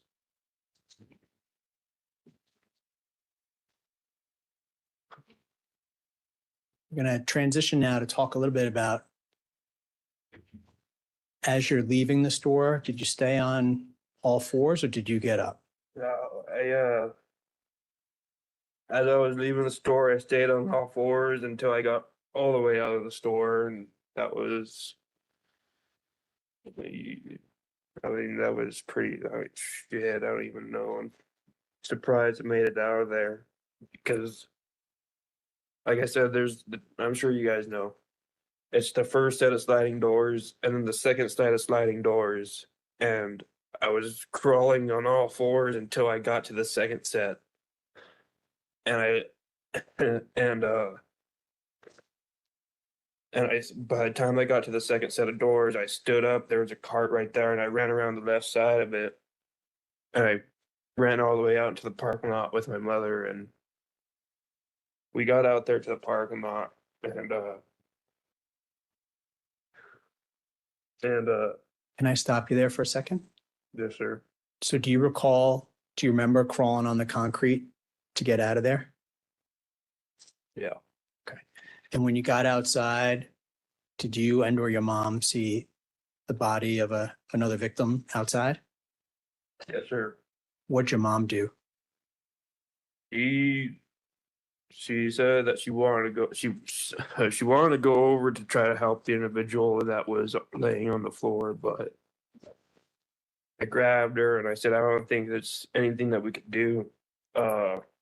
When Officer Talley showed up and we were still in the parking lot, and he ran in and then there were like 6 more squad cars that pulled up, and they told us to go across the street at that point. We had pretty much made it out of there when that second group, because it was when the group of squad cars showed up and they told us to get out of there. That's when we left. My mom tried to help an individual who, like I said, was no longer, I don't think he was with us at that point.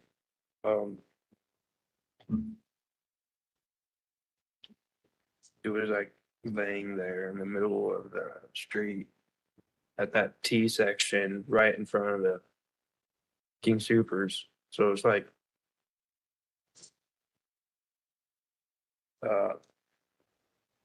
yeah, that's what I recall. Okay. What has been the impact on you of all this, Mr. Edwards? The impact. Mm.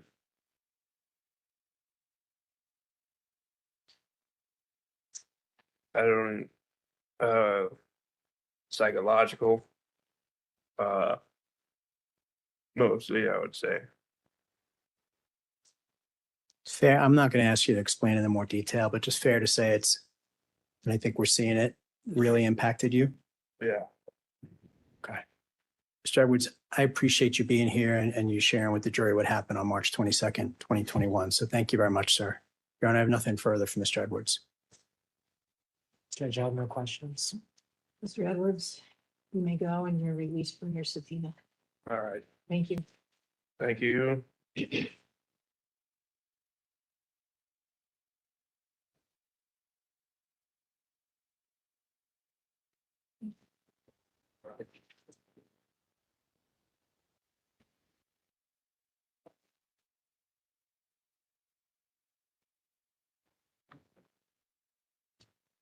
Your Honor, people call Officer Brian Capobianco to the stand. Okay, thank you. I was just being appropriately exhibited. If you may, yes, you may. Thank you.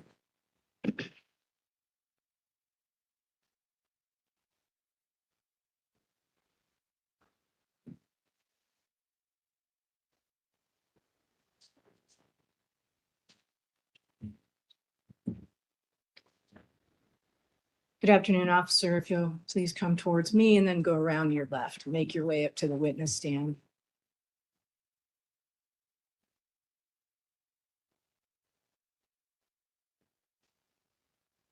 Raise your right hand. Do you solemnly swear or affirm under penalty of perjury that any testimony you give shall be the truth, the whole truth, and nothing but?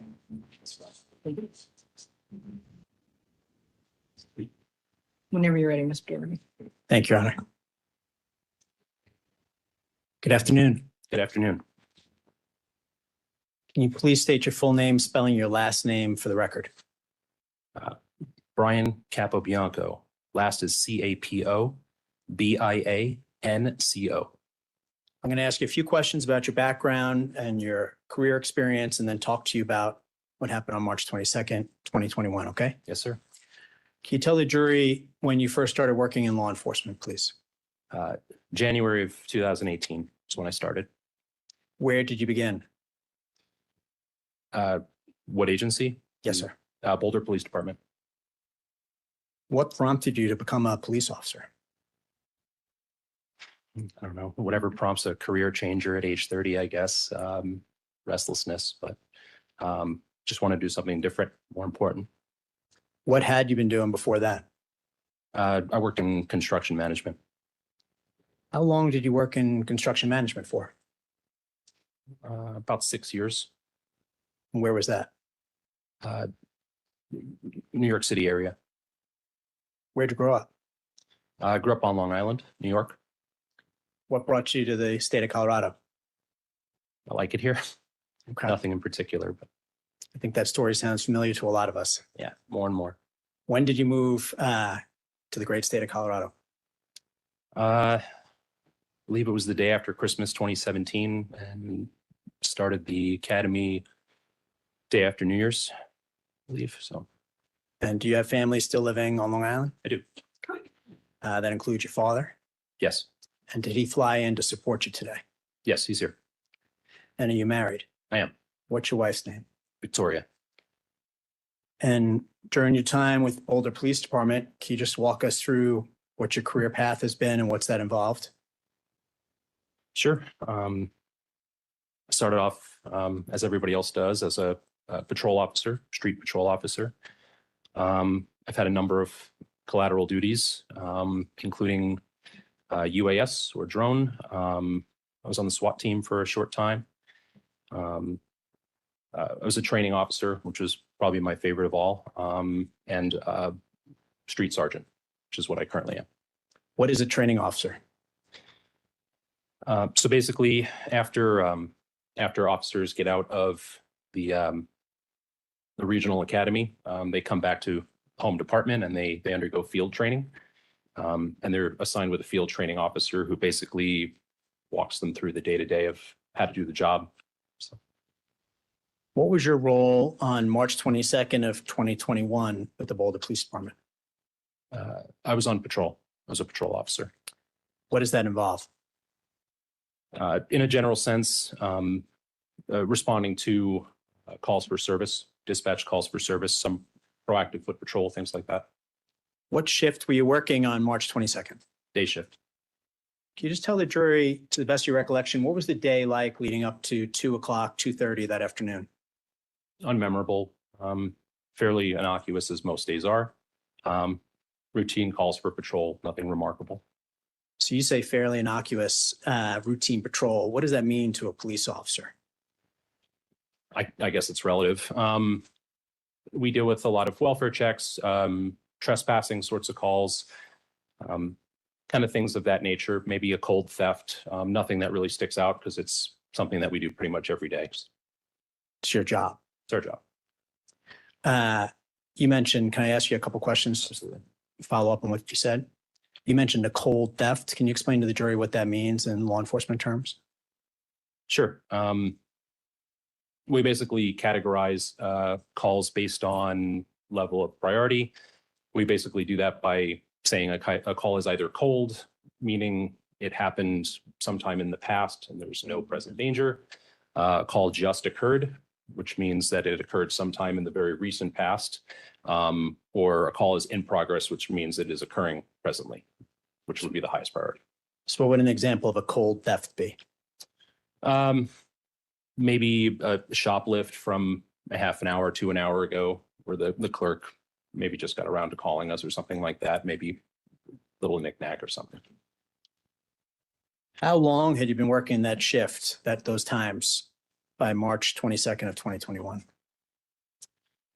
So we change shifts every year in January. So at that point, it had been going on about 3 months. What were you wearing that day? Standard patrol uniform, which looks a little bit different from this. This is a Class A uniform. Our patrol uniform, it would be a similar color scheme patches, except there would be an outer carrier instead of an inner carrier. So I'm sure you've seen a outer vest with all of our tools attached to it. And at approximately 2:25, 2:30, did a call come over the radio? Yes. What were you doing at that point in time before you got the call? So I was at the, we have a downtown annex, which is at 16th and Pearl. Usually I would end my days there doing mostly paperwork, catching up on reports. Usually there were other officers there, so we would kind of sit and chat and do paperwork. What'd the call come over as?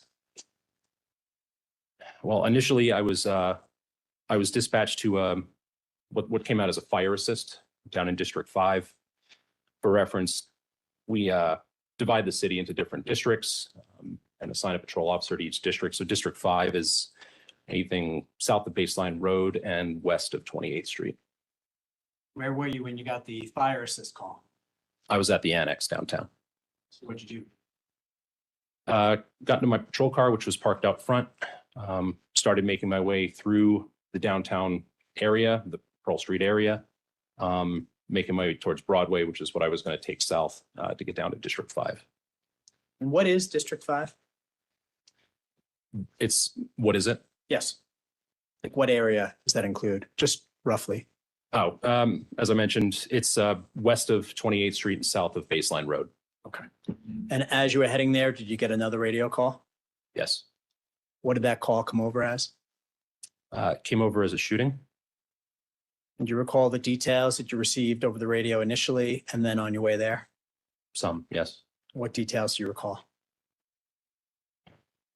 So I recall a description, as is normally aired on a call. And at some point during the airing of that call, the dispatcher that was on our main radio channel clarified that it was going to be an active shooter. Where? The King Soopers supermarket on Table Mesa Boulevard. So what'd you do then? Drove a little faster. Activated my overhead lights and emergency sirens, and accelerated down Broadway straight south, which is the direction I was heading anyway. And when you activate your lights and sirens, does that also activate your body worn camera? Yes. And you're aware that it recorded that day? Yes. Okay. What was the description of the shooter that you received over the radio on the way to King Soopers? What I recall was a white male with a beard. And then he was wearing a vest. Came over as tac vest. What do you mean by tac vest?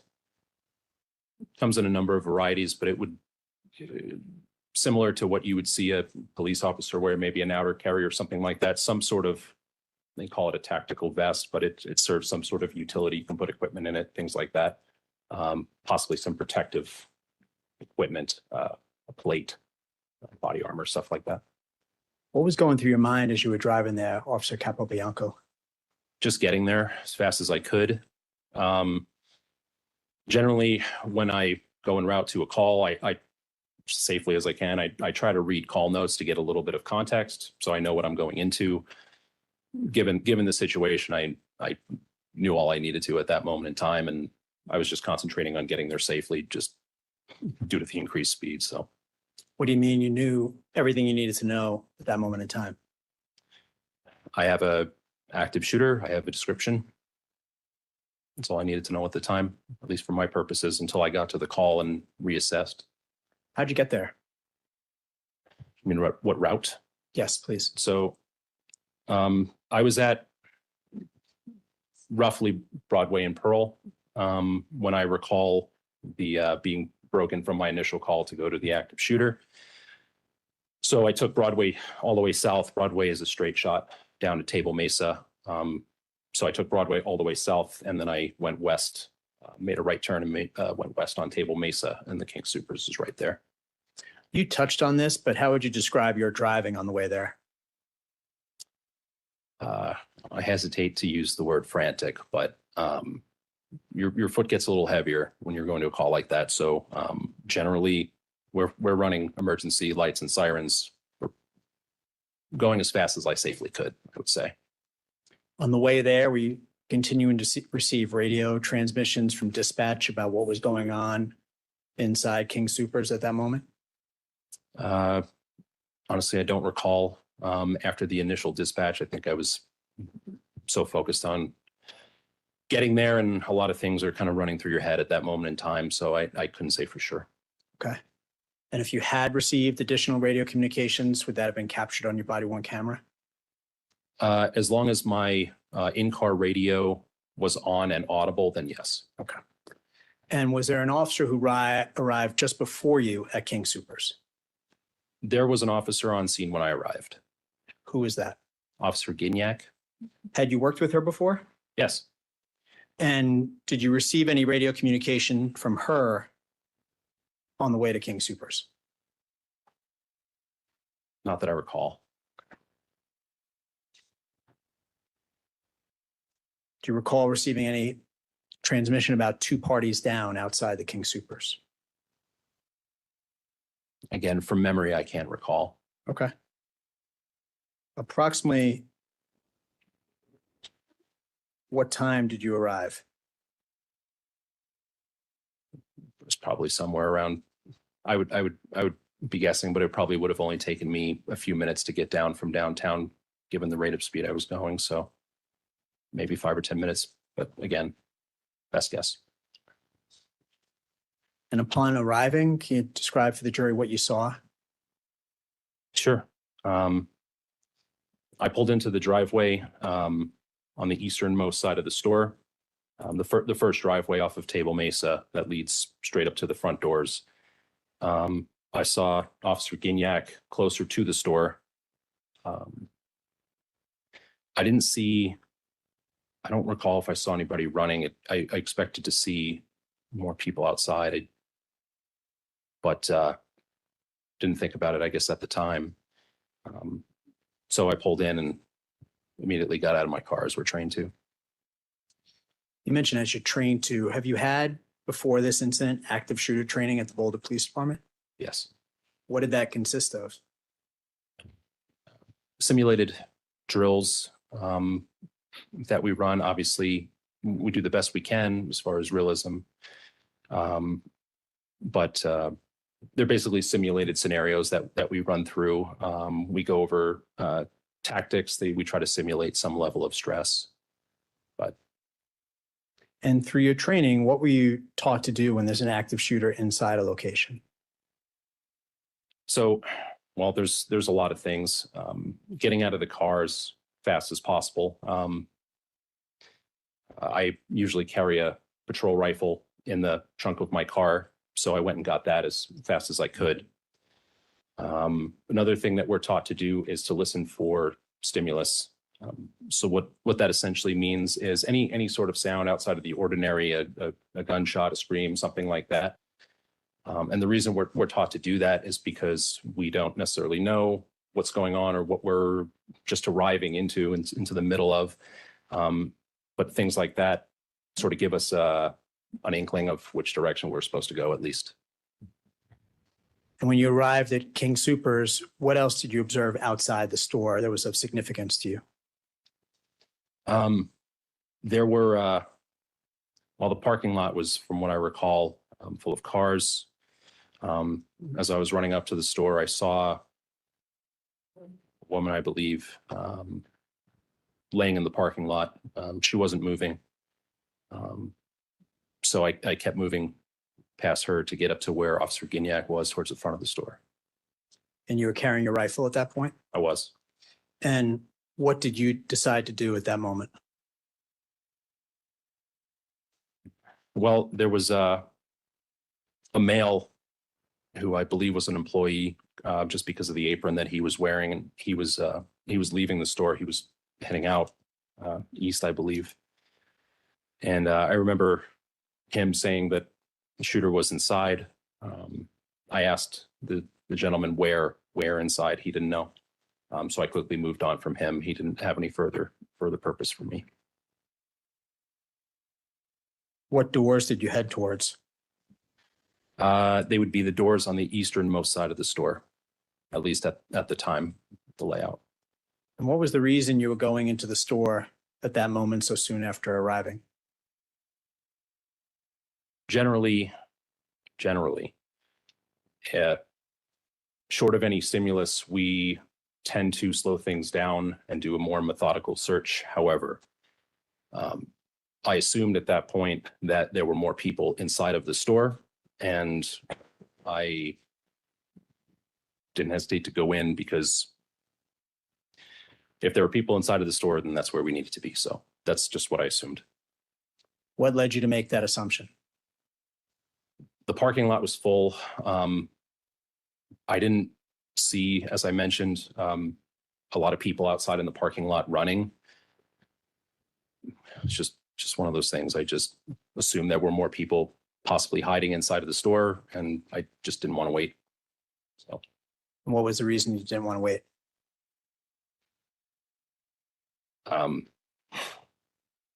because I wouldn't be able to live with myself if I was outside when another gunshot went off. So, yeah.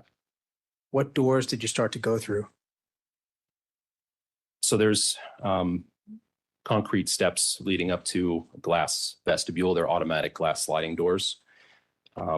After that vestibule leads into the store. So we made our way up to that initial vestibule. And who was it at that point in time? Initially, it was myself and Officer Gignac. Did you then hear someone else's voice on the radio? I did. Whose voice did you hear? Officer Talley. Did you recognize it to be Officer Talley? I did. What do you recall him saying over the radio? I don't remember his exact words, but I remember him airing that he was with us. I remember hearing his radio number, his voice. I recognized. I'd worked with Eric, with Officer Talley, for a while.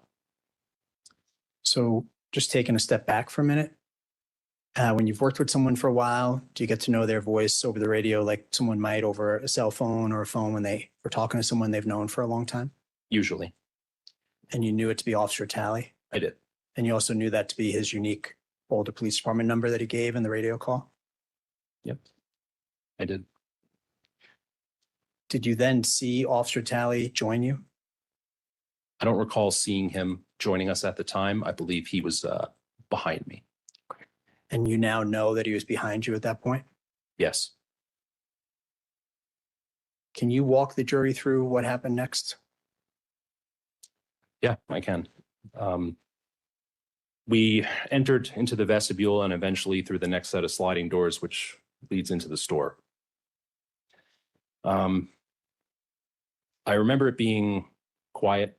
for the most part, some light, I guess you can call it like lounge elevator sort of type music. I remember I could smell vividly, and if you've ever been to a firing range, you know distinctly what gunpowder smells like. And I remember that vividly, that I smelled gunpowder, and that's how I knew that shots had been fired. It's distinct. Inside the store, there are, you walk in, at least from those doors, and there's registers to the right. And I recall seeing another party down towards those registers. Again, didn't notice any movement at that time. Can I stop here for a minute? Yes. When you entered the store, what was the lighting like inside the store? I guess not out of the ordinary. It was fairly bright, as any supermarket would be under normal operating hours. Yeah. You mentioned the music was playing. I recall it was soft. It was quiet. Other than the music playing, could you hear any other sounds from within the store? Not to my knowledge, no. So in other words, no stimulus that you could perceive. Correct. What was your reaction in that moment in time to not being able to perceive any other stimulus? I'll try to use appropriate words. I almost, If you need to, the last witness said a few words that you might not find appropriate, so I think we're ready for it. it's kind of an oh shit moment, because whenever I would train, we would include something like that. That's kind of the signal about, okay, I hear something over there, that's where I'm going to go. I didn't hear anything like that. So I'm basically walking into an open supermarket with no inclination where anybody is. And it was a bit jarring. You use the word open. How would you describe the amount of cover from like a police officer's perspective? How much cover is there when you're walking in those doors? Not nearly enough, in my opinion. We use the terms cover and concealment. Cover would be like hiding behind a car, something that would, in theory, stop a projectile, and then concealment would be hiding behind a bush or something like that, that just conceals your location. I remember there being a couple of racks of little tchotchkes or knickknacks or what have you. Otherwise, there was a customer service desk to the left, which provided a bit, but nothing from off to my right side. So I was open to about half the store, roughly, more than I would have liked to have been, but that's what was in front of us. And then you mentioned just a few moments ago, there was a party down. What does that mean? Just what it sounds like. We don't know status. I know that there was a party, human down near the registers. They were not moving. I did not know their status at that time. Again, that is, we're trained to stop the threat first and then provide medical aid. So that's what we did. I tried to do. So you see the person down and you're trained not to render medical aid right in that moment, but to, as you said, stop the threat. Everything is dependent, but generally, yes. Our main priority is stopping the threat first and assessing the injuries second. What was the significance of the person that you saw down on the ground in terms of your reaction to what's happening inside King Soopers? I mean, it solidified the assumption that I had going into the store that at least a shooter had been inside, or either currently at some point. How are you and Officer Talley and Officer Gignac positioned at this point in time? So I was positioned in the front. The reason for that is because I had what we consider to be the superior weapon of the three. I had a patrol rifle, a long rifle. So generally that person goes up front. And then immediately behind me was Officer Gignac, and I believe behind Officer Gignac was Officer Talley. And that's as you're moving into the store. Correct. Can you walk the jury through what happens next, please? Sure. As I mentioned, I saw customer service counter immediately to my left. So I kind of ducked down and hugged that counter for at least some level of concealment from some part of the store or cover. I kind of crawled my way forward deeper into the store, still hugging that counter. Eventually the counter would 90 degrees to the left. So I made my way to that corner and began to round the corner there. What was the very next thing that happened? Gunshots, I heard, loud. From what direction? I'd thought at the time that it was coming from my left. It was loud. Again, it's an open area. I couldn't say with certainty. I didn't see anything, but at least initially at the time, I had the inclination that it was coming from my left. Where was Officer Talley when the shot was fired? Not where I thought he was. I thought he was still behind me with Officer Gignac. Officer Talley was not. He was closer to, well, I would say a better way to put it would be away from the customer service counter. So just to get the jury oriented to where everybody's positioned, if we can. Sure. What side of the store are you closer to in relation to Officer Talley? I would be closer to the east side of the store. And Officer Talley was to what direction from you? West. Approximately how far away was Officer Talley from you at that moment in time when you first heard gunshots? He was close. I can't say for certain because at the time I thought he was still behind me, but he could have been more than 10 or 15 feet away. Close. And what kind of weapon was Officer Talley holding at that point? He had his service pistol. I don't recall the make, but that's what he had. A handgun. Yes, And Officer Gignac had a handgun as well? the same. And she was still behind you at this point. Yes. How many shots do you recall hearing, Officer Capobianco? There's no way I can say for sure. Several gunshots. They were loud and they were in rapid succession. But I can't put a precise number on it, but it was multiple. What was your reaction in that moment in time?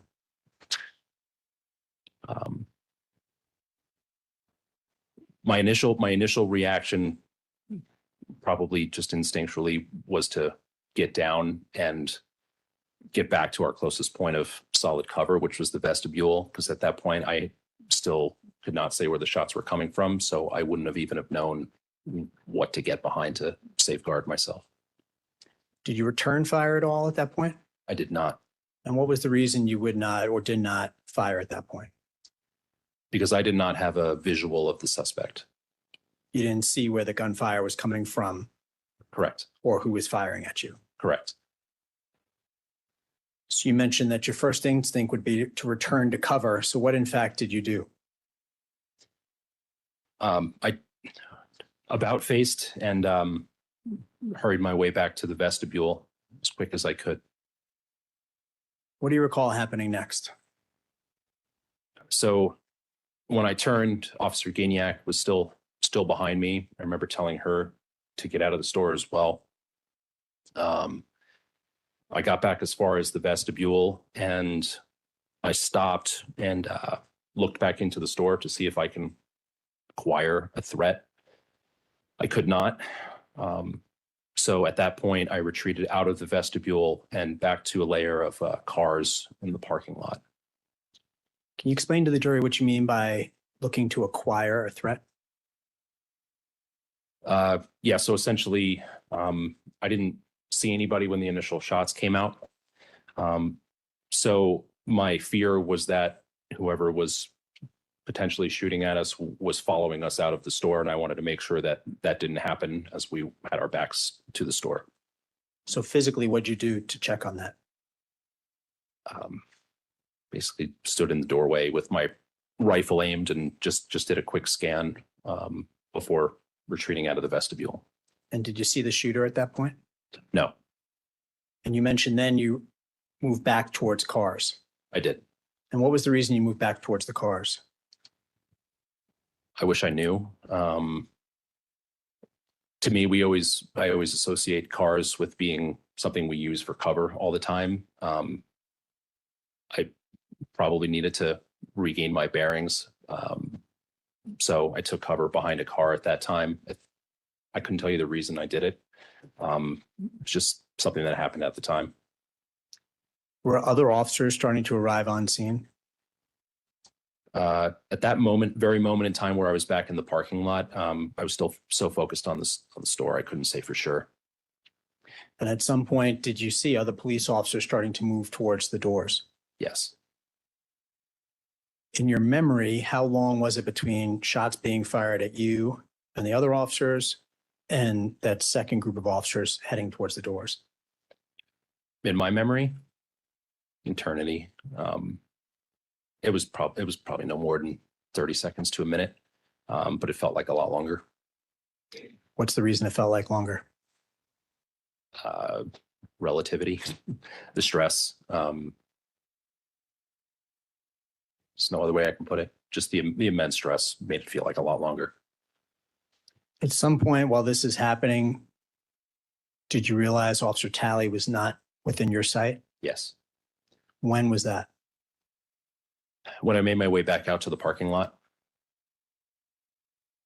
Can you tell us about that?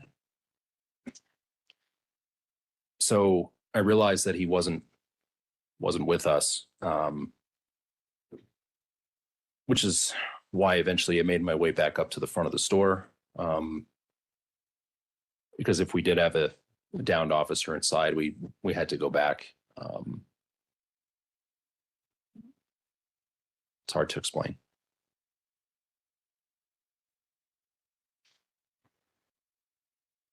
When you made your way back to the front of the store, were the other officers starting to form up to go back in as well? Yeah, this. Who do you recall, just to the best of your recollection, who do you recall being in that group that you knew? I recall Officer Pleiter, Officer Stidell, Officer West was there, Officer Schmeitz, Officer Smith.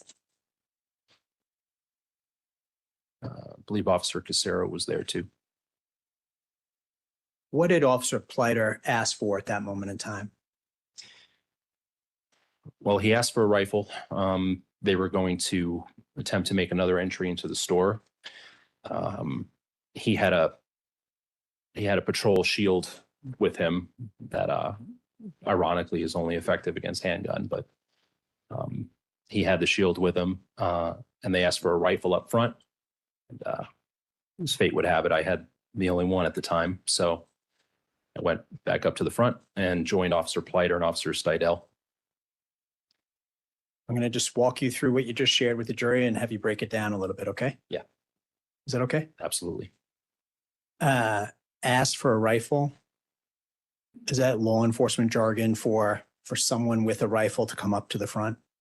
Yes.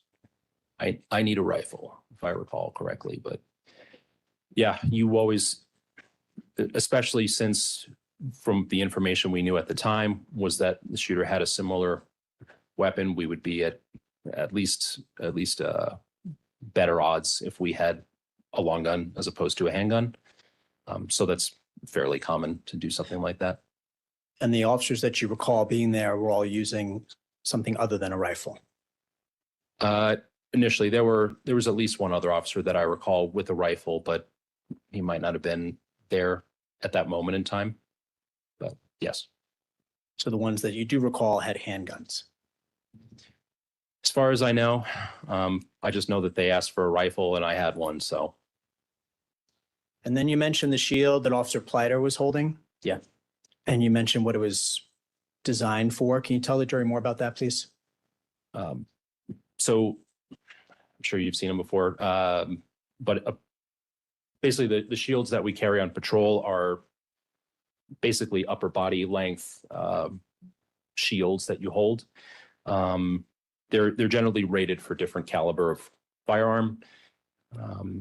They're used to make, if you're, say, for example, clearing a house or something like that, it makes it a little bit safer. So we'll have a shield carrier in front, person that draws the short straw. And then flanking that officer would be officer with generally a lethal option like a handgun, possibly a rifle or a shotgun or something like that. It's just an added layer of protection. So patrol shields have a rating. They're rated for a certain caliber of handgun or rifle, as I mentioned. And the basic ones that we carry are rated for handgun rounds, for example, not a rifle round. We have different shields for those, but we did not have one on scene at the time. So Officer Pleiter is carrying a shield that's designed to stop handgun fire, but not rifle fire. It's designed to stop handgun fire, not rifle fire. Correct. And then you join him next to the shield. Yes. Can you tell the jury what happens next, please? So we tried to push into the store. Couldn't have gotten more than a few feet into the store. It was pretty quick. And more shots had rang out. Again, didn't know where they were coming from. We were right near the front doors. So once again, I didn't see a shooter. So the closest point of cover was right outside of the doors immediately leading into the store in the vestibule. It's generally what I thought was concrete. So that's where I scrambled to. Did you believe at that moment in time that the shots were being fired at you and the other police officers? Yes. What led you to conclude that? I remember glass shattering around us. The sliding doors are glass, and from my recollection, there were some stationary glass windows or something along those lines next to the doors. But I remember glass shattering. Around you and the other officers? Yes. You said you did not see the shooter at that point? I did not. Did anyone in that group going in the second time see the shooter? I would find out later that they did, but at the time, I didn't know. What happened shortly after that first round of shots fired at you and the other officers? There were more shots fired. At that time, I didn't know if they were coming from the shooter or from one of the officers. But I remember some continued gunfire. Would you later learn that was gunfire by one of the police officers at the shooter? At least in part, yes. And just moving us forward a little bit. Sure.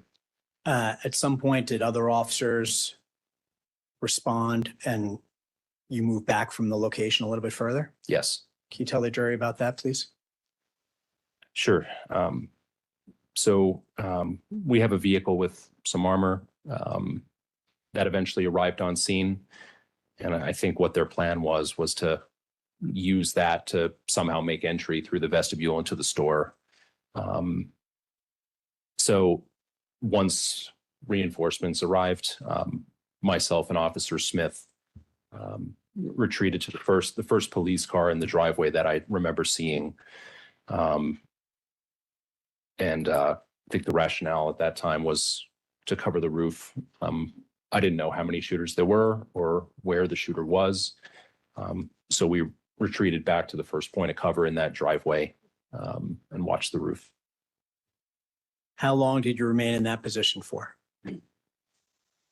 I don't recall. It wasn't a very long time. We made our way back to a second car, another patrol vehicle, further towards Table Mesa, so north from the store in that driveway, again, to get a better vantage point onto the roof. And at some point, did you back up even further? We were relieved, I think, from that location. And what do you mean by that? Once at least the exterior of the store was secure enough for them to safely extract us, for a lack of a better term, that's what happened. Where'd you go from there? I believe they had a command post set up initially. So I rendezvoused there. After which I was transported back to the Boulder Police Department. At some point, did you learn that Officer Talley had been shot and killed? Yes. When did you first realize that he had been shot? The first time I remember realizing that he had been shot is when we made our way back up to the store. After the initial gunfire, I guess when you can say when the second wave of officers arrived and we made our way back up to the store and I peeked inside. What did you see when you peeked inside? I saw what I presumed to be Officer Talley down on the ground. I knew it was a patrol officer because of the uniform. And the only other officer inside the store with me, at least initially, was Officer Gignac, who I knew got out of the store. Further, I knew it was Officer Talley because he was the only one of the three of us that essentially would wear a standard old school police uniform, which looks more like this, where the say bulletproof vest is on the inside of the uniform and not the outside. So I recognized the uniform. When you were part of that second wave? Correct. And when did you find out that Officer Talley had died as a result? So I think the first thing I recall was one of our sergeants at the time, and if I can remember this correctly, saying that they wouldn't need an ambulance. We're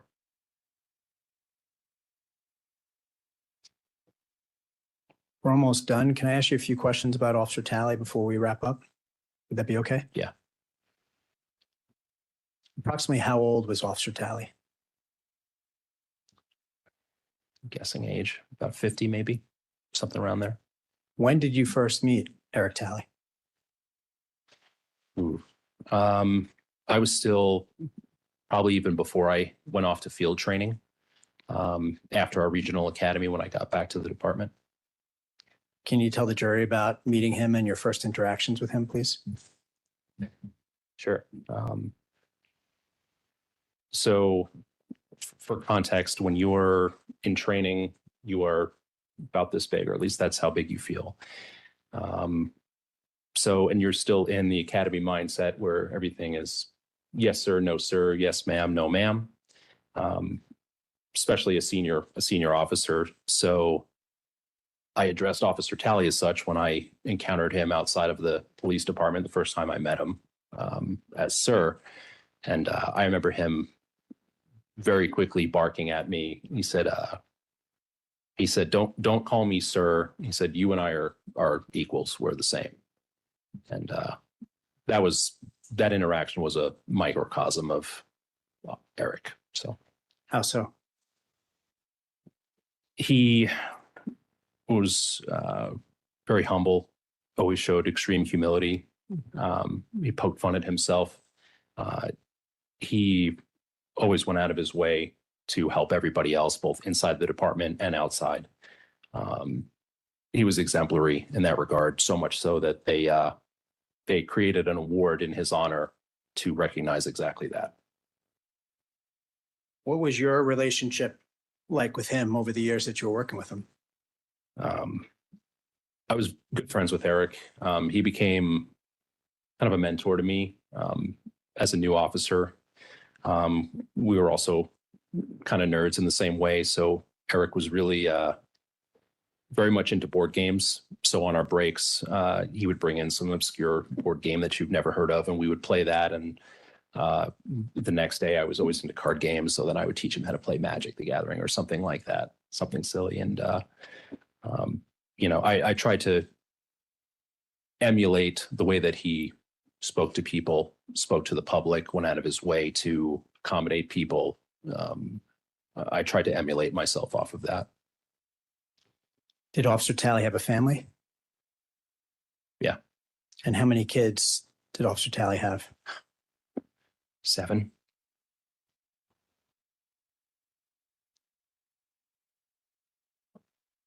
I'm not Let me just ask it this way. Fair to say this has had a very significant impact on you, Sergeant Capobianco? That would be an understatement. Yes.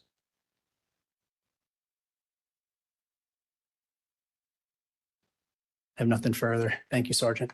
Thank you. Any questions? No cross examination. Right, thank you, Sergeant. You are excused and you're released from the subpoena. Thank you.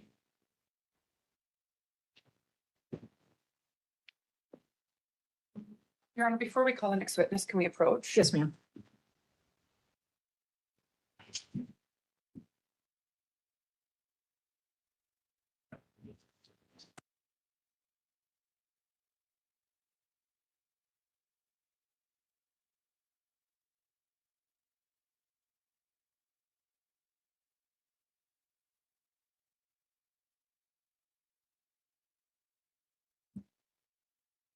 I was planning on us taking a quick break since we had that one rather immediate. So remember my admonition, don't talk to anybody, don't talk amongst yourselves, don't form or express an opinion. If somebody does. You rise for the jury, please.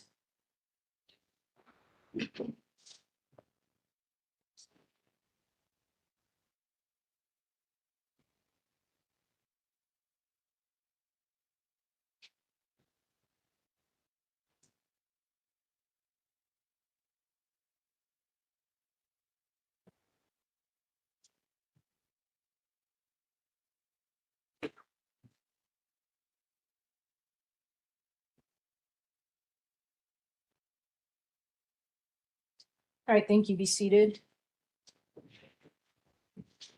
The breaks got a little wonky today, but I still want to make the most of your time. So we'll go to 5 o'clock, still utilizing what we typically plan for a day. And then we'll get started again tomorrow at 9.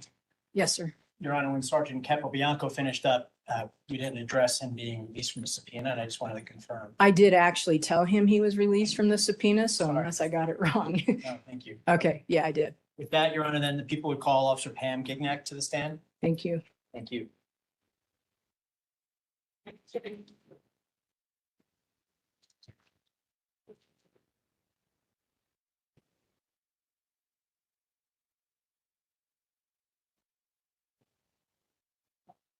Good afternoon. You know the routine.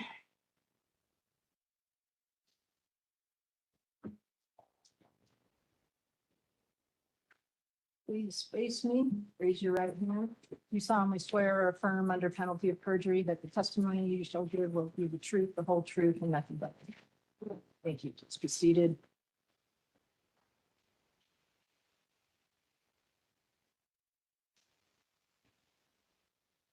Whenever you're ready. Thank you, Your Honor. Good afternoon. Oh, sorry. Good afternoon. It's okay. How are you today? I'm fine. Can you please state your full name, spelling your last name for the court reporter?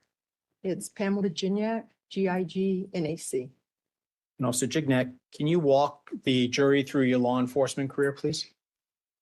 Yes, I started December 18th, 1980 at the University of Texas in Austin. Was there about 10 years. The last 3, I was patrol sergeant. Then I went over to the Travis County Sheriff's Office, where I was a patrol deputy. And my last year and a half there, I was in detectives. If you could stay a little bit at the angle so you're a bit closer to the microphone, particularly for folks in the back and the podium. Thank you. And as a patrol sergeant, what were your duties and responsibilities back then? I was on the night shift, so I oversaw 12 officers and 5 civilian employees. How long did you serve in that role for My last 3 years. before going over to the Travis County Sheriff's Office? Yes. Can you just give us a brief summary of your time with the Travis County Sheriff's Office, please? So like I started in patrol as patrol deputy, had an assigned area that I patrolled. About 4 months in, I was asked by the SWAT commander to join the SWAT team. But we called it Sheriff's Response Team, but it was a SWAT team. Then I went into detectives and investigated any crimes involving juveniles. And I was arson investigator for them. And I also taught at the Law Enforcement Academy.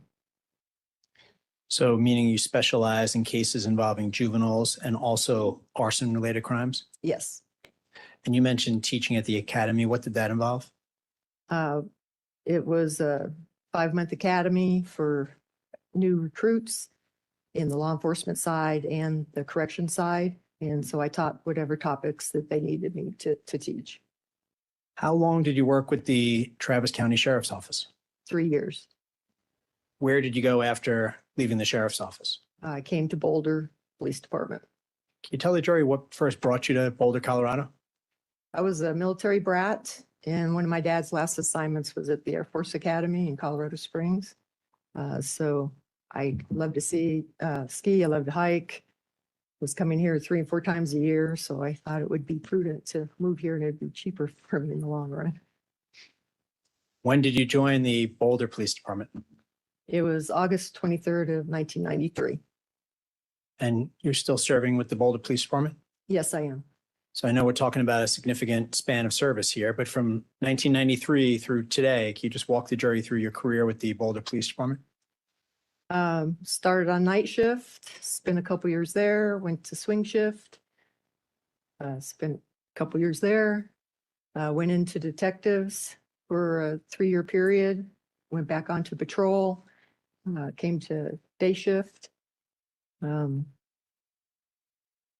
What else? No, that's Sorry. exactly what I was asking for. Can I ask you a couple follow-up questions? Yes, sir. You mentioned swing shift. I don't think the jury's heard about the swing shift before. What is the swing shift? We have 3 shifts at Boulder. It's 6 to 4 is the day shift. When I was on swings, it was 3 to 11, and then night shift was 9 to 7. And we've adjusted those hours a little bit the past couple of years. You also mentioned serving 3 years in the detective unit. Yes, What did that involve? I was in the general crime section, plus I also did arson investigation. And then you went back to patrol after that. Yes, Then in March of 2021, were you working patrol at the time? yes, I was. What were your duties and responsibilities as a patrol officer? I was on the day shift, which is 6 a.m. to 4 p.m. I was assigned my district, which is the northwest quarter of the city. So it's just answering calls, any calls for service, taking reports, looking for any criminal activity. You mentioned the northwest part of the city was your jurisdiction at that time. Yes, What did that roughly consist of? north of Pearl Street to the foothills, all the way to the north city limits up at the Y, and over to 28th Street. So for example, if something happened at Lucky's Market up on Broadway, that would be within your jurisdiction. Yes. And what, back in 2021, before this happened, what was an average day like for you on patrol? It would vary because, you never knew how many in-progress calls were going to take place, but usually a mixture of in-progress calls with what we call cold calls, meeting with victims, taking their crime reports for them, filling out the paperwork, some traffic enforcement. You mentioned in-progress calls. What is an in-progress call? An in-progress call is something that's a little more serious. It's actually happening right there. And so we need a faster police response so that we can help quell the situation. During your time as a police officer with the Boulder Police Department, have you been inside the King Soopers at Table Mesa prior to March 22nd? Yes, On what kinds of occasions? usually for shoplifters. Approximately how many times would you say, just ballpark, had you been inside that King Soopers over the years? Probably about a dozen times. Prior to the incident that occurred here, what was that day? What was March 22nd like for you? Started the usual way. I had to wait a little bit at the PD because I shared a car with the night shift officers. And so we had that kind of lag time. So I had to wait till they were done. And then I got my car and loaded up, made sure I had all the necessary equipment for that day. And then I just went out to my district and started patrolling. Up in Northwest Boulder. Yes. And what shift were you working that day? Day shift, 6 a.m. to 4 p.m. What do you recall the weather being like that day? You know, it was a little overcast and a little on the cool side, and it would snow lightly on and off. What were you wearing that day? I was wearing my BDUs, which are basically our cargo pants. They have pockets on the side. I was wearing a long sleeve shirt and my external vest. And the long sleeve shirt, was that a police uniform? Yes, it was. And by that, I mean, did it have It actually looks just like this one. The patches on both shoulders, my badge, things of that nature. what type of car were you driving that day? One of the Ford SUVs. And generally speaking, but also on that day, the Boulder police officers patrol as individuals, in other words, solo cars. Yes, we do.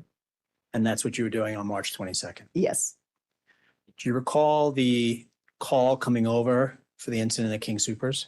Yes, I do. Where were you when you received the call? I was actually on Moorhead heading down to Table Mesa. Because a fellow officer was assigned a suspicious person's call, so I was going down there to be her cover officer. Can we break that down a little bit for the jury? What do you mean by a suspicious person's call? Excuse me. The call was a gentleman was looking into parked cars.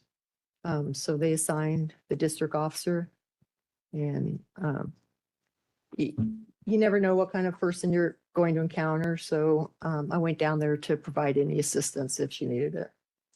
And one of the terms that's used for that is as a cover officer. Yes. So had you already arrived when the call came over for the incident at King Soopers? No, I was still about a block away from her. Who was that officer, if you recall? That was Officer Julie Morris. And after, excuse me, on the way to meet up with Officer Morris, you received the call about what's happening at King Soopers. Yes. Can you tell the jury, please, what you remember about that radio call? Aired that there was an active shooter at the King Soopers on Table Mesa. And then they gave a rough description and aired that the suspect may have possibly been leaving the store and was in the parking lot. What do you recall about the description or what the active shooter was doing? Said that I remember about 5'8", possibly wearing body armor, and was shooting people. What was the significance, if any, of the radio communication that he might be wearing body armor? Well, the body armor presents a challenge to us, because if I ended up in the situation where I was going to have to shoot the suspect, knowing that they were wearing body armor really narrows down the target zone of where we can shoot and effectively stop them from continuing their actions. After receiving the radio call, what did you do? I hit my lights and siren because I knew I was close, and I started driving west on Table Mesa towards the store. How fast would you describe your driving as? I really never looked down at my speedometer, but I knew I was exceeding the speed limit by quite a bit, but I didn't have any traffic. And so I was pushing it a little to get there as fast as I could. This is an obvious question, but what was the reason you were trying to get there as fast as you could? I wanted to stop the shooter from killing people. Were you the first officer to arrive on Yes. scene? Sorry, yes, I was. How did you pull into the King Soopers parking lot? So if this is the King Soopers, down Table Mesa, there's what I called the main entrance. It almost split the store in half. So I took that entrance. What did you see as you entered the King Soopers parking lot from that entrance? As I drove down the little road to get towards the building, I saw a deceased person laying in the parking lot. Could you tell at that point if it was a man or a woman? No, Where approximately was the deceased person located? The feeder road comes in and then you have to turn left or right, and then there's the store. And so they were about right where the T was formed. So upon seeing that person on the ground, what did you do?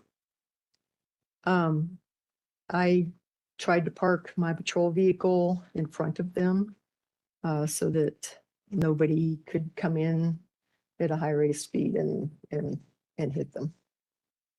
And when you say in front of them, which side do you mean? That would have been north of them. So you have the store, the person's body, and then you park your car on the other side. Yes, And that's to block from any other police vehicles running over the person. yes. What did you do immediately upon arriving at King Soopers? I had radioed to our communication center that I was arrival. I got out of my vehicle and went to the hatch to try and get my ballistic helmet. But I was unable to get it out of the bag. And when you said you radioed arrival, what does that mean? I'd still let dispatch and any other responding units know that I was on scene. What'd you do after trying to get the helmet out of your bag and being unsuccessful? Officer Capobianco had pulled in and was approaching from the left. And so we yelled at each other, you know, that we needed to get in the store. So we joined up to make an entry team What was the reason you wanted to get into the store right away? to stop any further killing. What kind of weapon did you have? I have my department issued Smith & Wesson 9mm. It's a handgun? Yes, Did you have a rifle in your car? no. And at what point did you draw your handgun? As soon as I'd taken a couple steps from my patrol vehicle.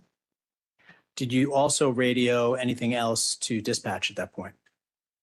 That there was another deceased person in the parking lot. What did you and Officer Capobianco start to do? We started to form up to make entry into the store. At some point, did Officer Eric Talley arrive? Yes. Can you tell us what you remember about that, please? So I'm going to call him Capo because that's what we all call him. So Capo and I joined up, and off to my right shoulder, I saw Eric parking and starting to run up the ramp to join up with us. And by Eric, you mean Officer Eric Yes, Talley? sorry, Officer Talley. That's okay. Did he catch up to you and Officer Capobianco? Not until Capo and I had made entry into the store. And can you describe for the jury what you observed as you started going into the King Soopers? Well, we noticed there, we call it stimulus. And we didn't hear any shots taking place at that time. Saw another deceased person by the registers. What led you to conclude the person was deceased? Just the way they were on the ground, and didn't appear to be, you know, any breathing or any signs of life. So what, if anything, did you radio to dispatch and other officers at that point? Well, once Capo and I went in, I realized we hadn't told anybody that we made entry. And that's important for the other responding units to know. So I kind of slowed down a little bit and radioed that Capo, myself, and Officer Talley had made entry. And you mentioned you do that because it's important to the other responding officers. What do you mean by that? Well, they need to know that somebody's already in the store in case we encounter anything.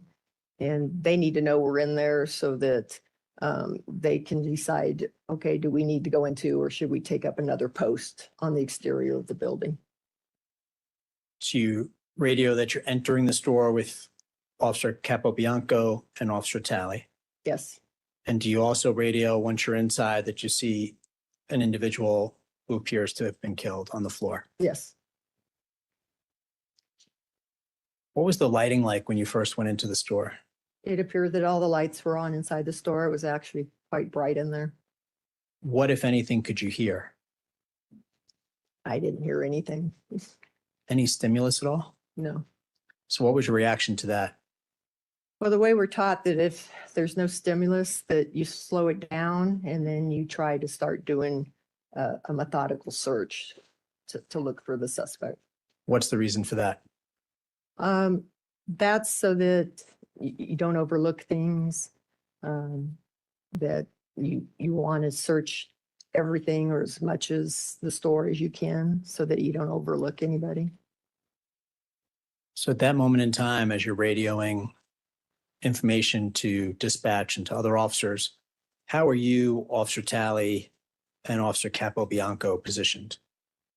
Well, Capo and I had kind of veered towards the left, and so Capo was ahead of me.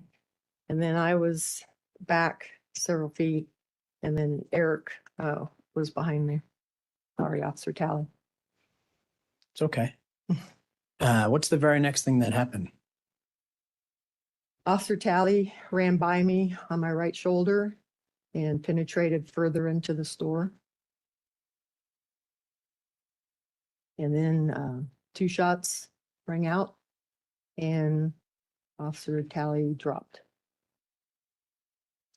Where did the shots come from? It sounded like it was coming off to our left, so that would have been the north east corner of the store.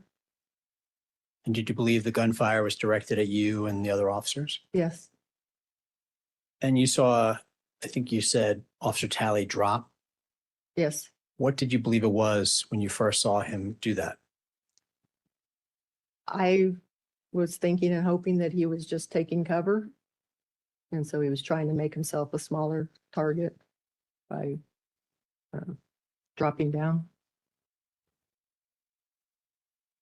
Could you see the shooter at that point?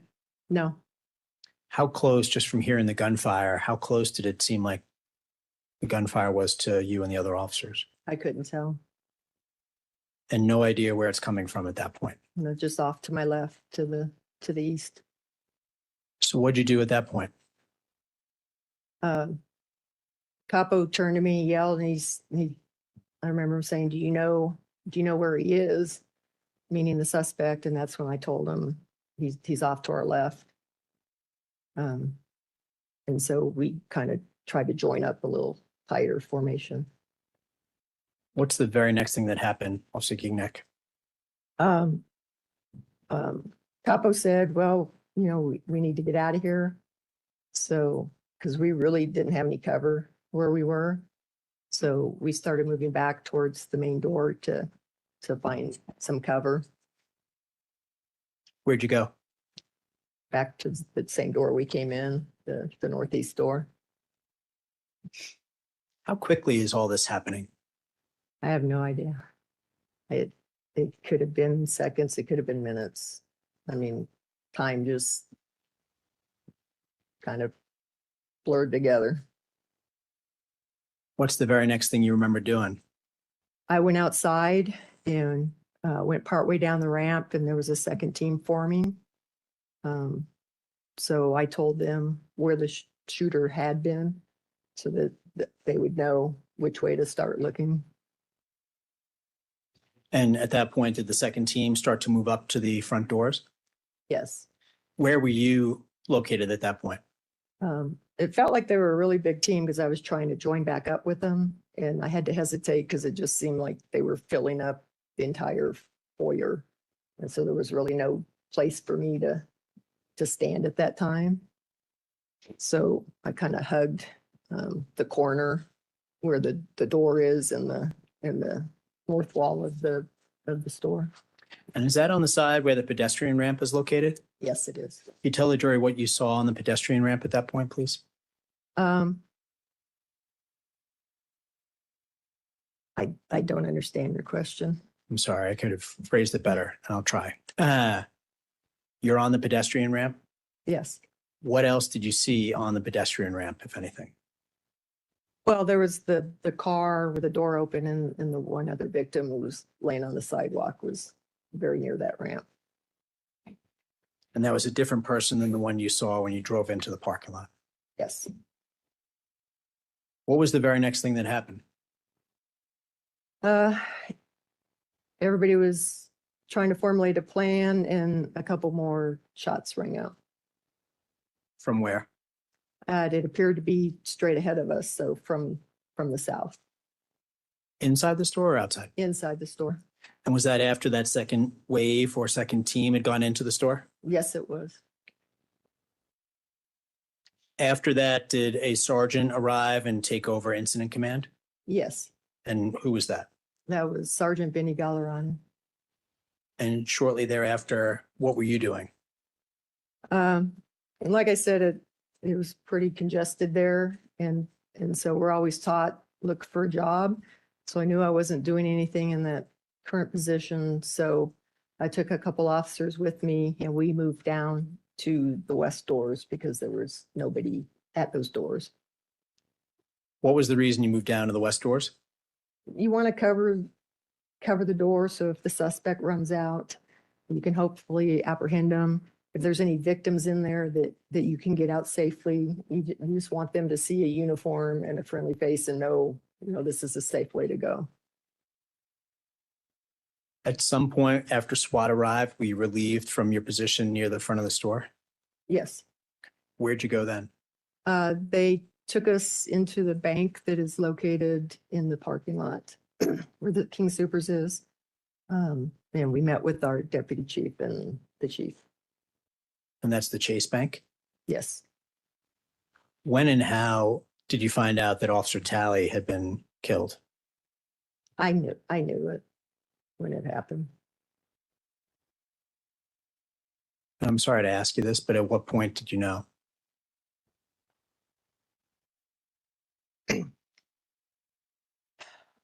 Because Eric was running into the store at a pretty good clip when he went by me. And then when the shots rang out, he just dropped. And that was a pretty good indicator that he had been shot. And you mentioned that you had been hoping that he was ducking down and not actually been shot. Yes. And at some point, as the officers continued to respond, did you find out he actually had been killed? Yes. And who told you that? Well, I actually told them. Okay. And then at the end, when we were doing our debrief at the Chase Bank, the executive staff verified that. And they confirmed for you what you had already suspected based on what you saw. Yes. How long had you known Eric Talley? Since he hired on at the department. And by hired on, you mean from when he first started with the Boulder Police Department? Yes. How would you describe Eric Talley? Judge, objection 401, 403 cumulative. Can we approach? Yes, sir.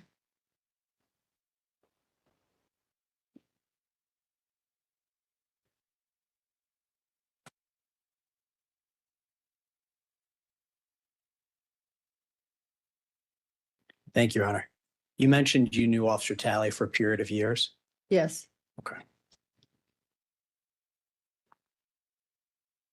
Your Honor, I have nothing further for Officer Gignac. All right, thank you. Thank you. Thank you, Officer Gignac. No cross-examination. All right, thank you. You are excused and you may be released from subpoena. Yes. Yes, please, Your Honor. Mr. Dunn, released. Yes. Just want to confirm. All right, thank you.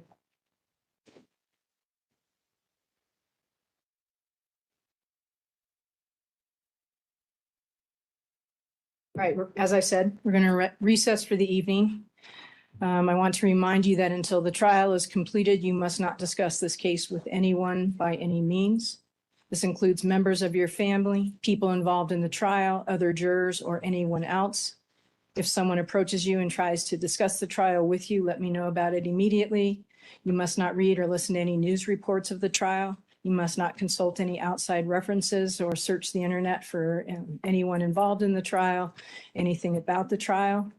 And as always, remember, it is especially important that you do not form or express any opinion on the case until it is finally submitted to you. All right, we'll see you in the morning. We'll have some breakfast items for you, hopefully, and we'll get started at 9. Thank you.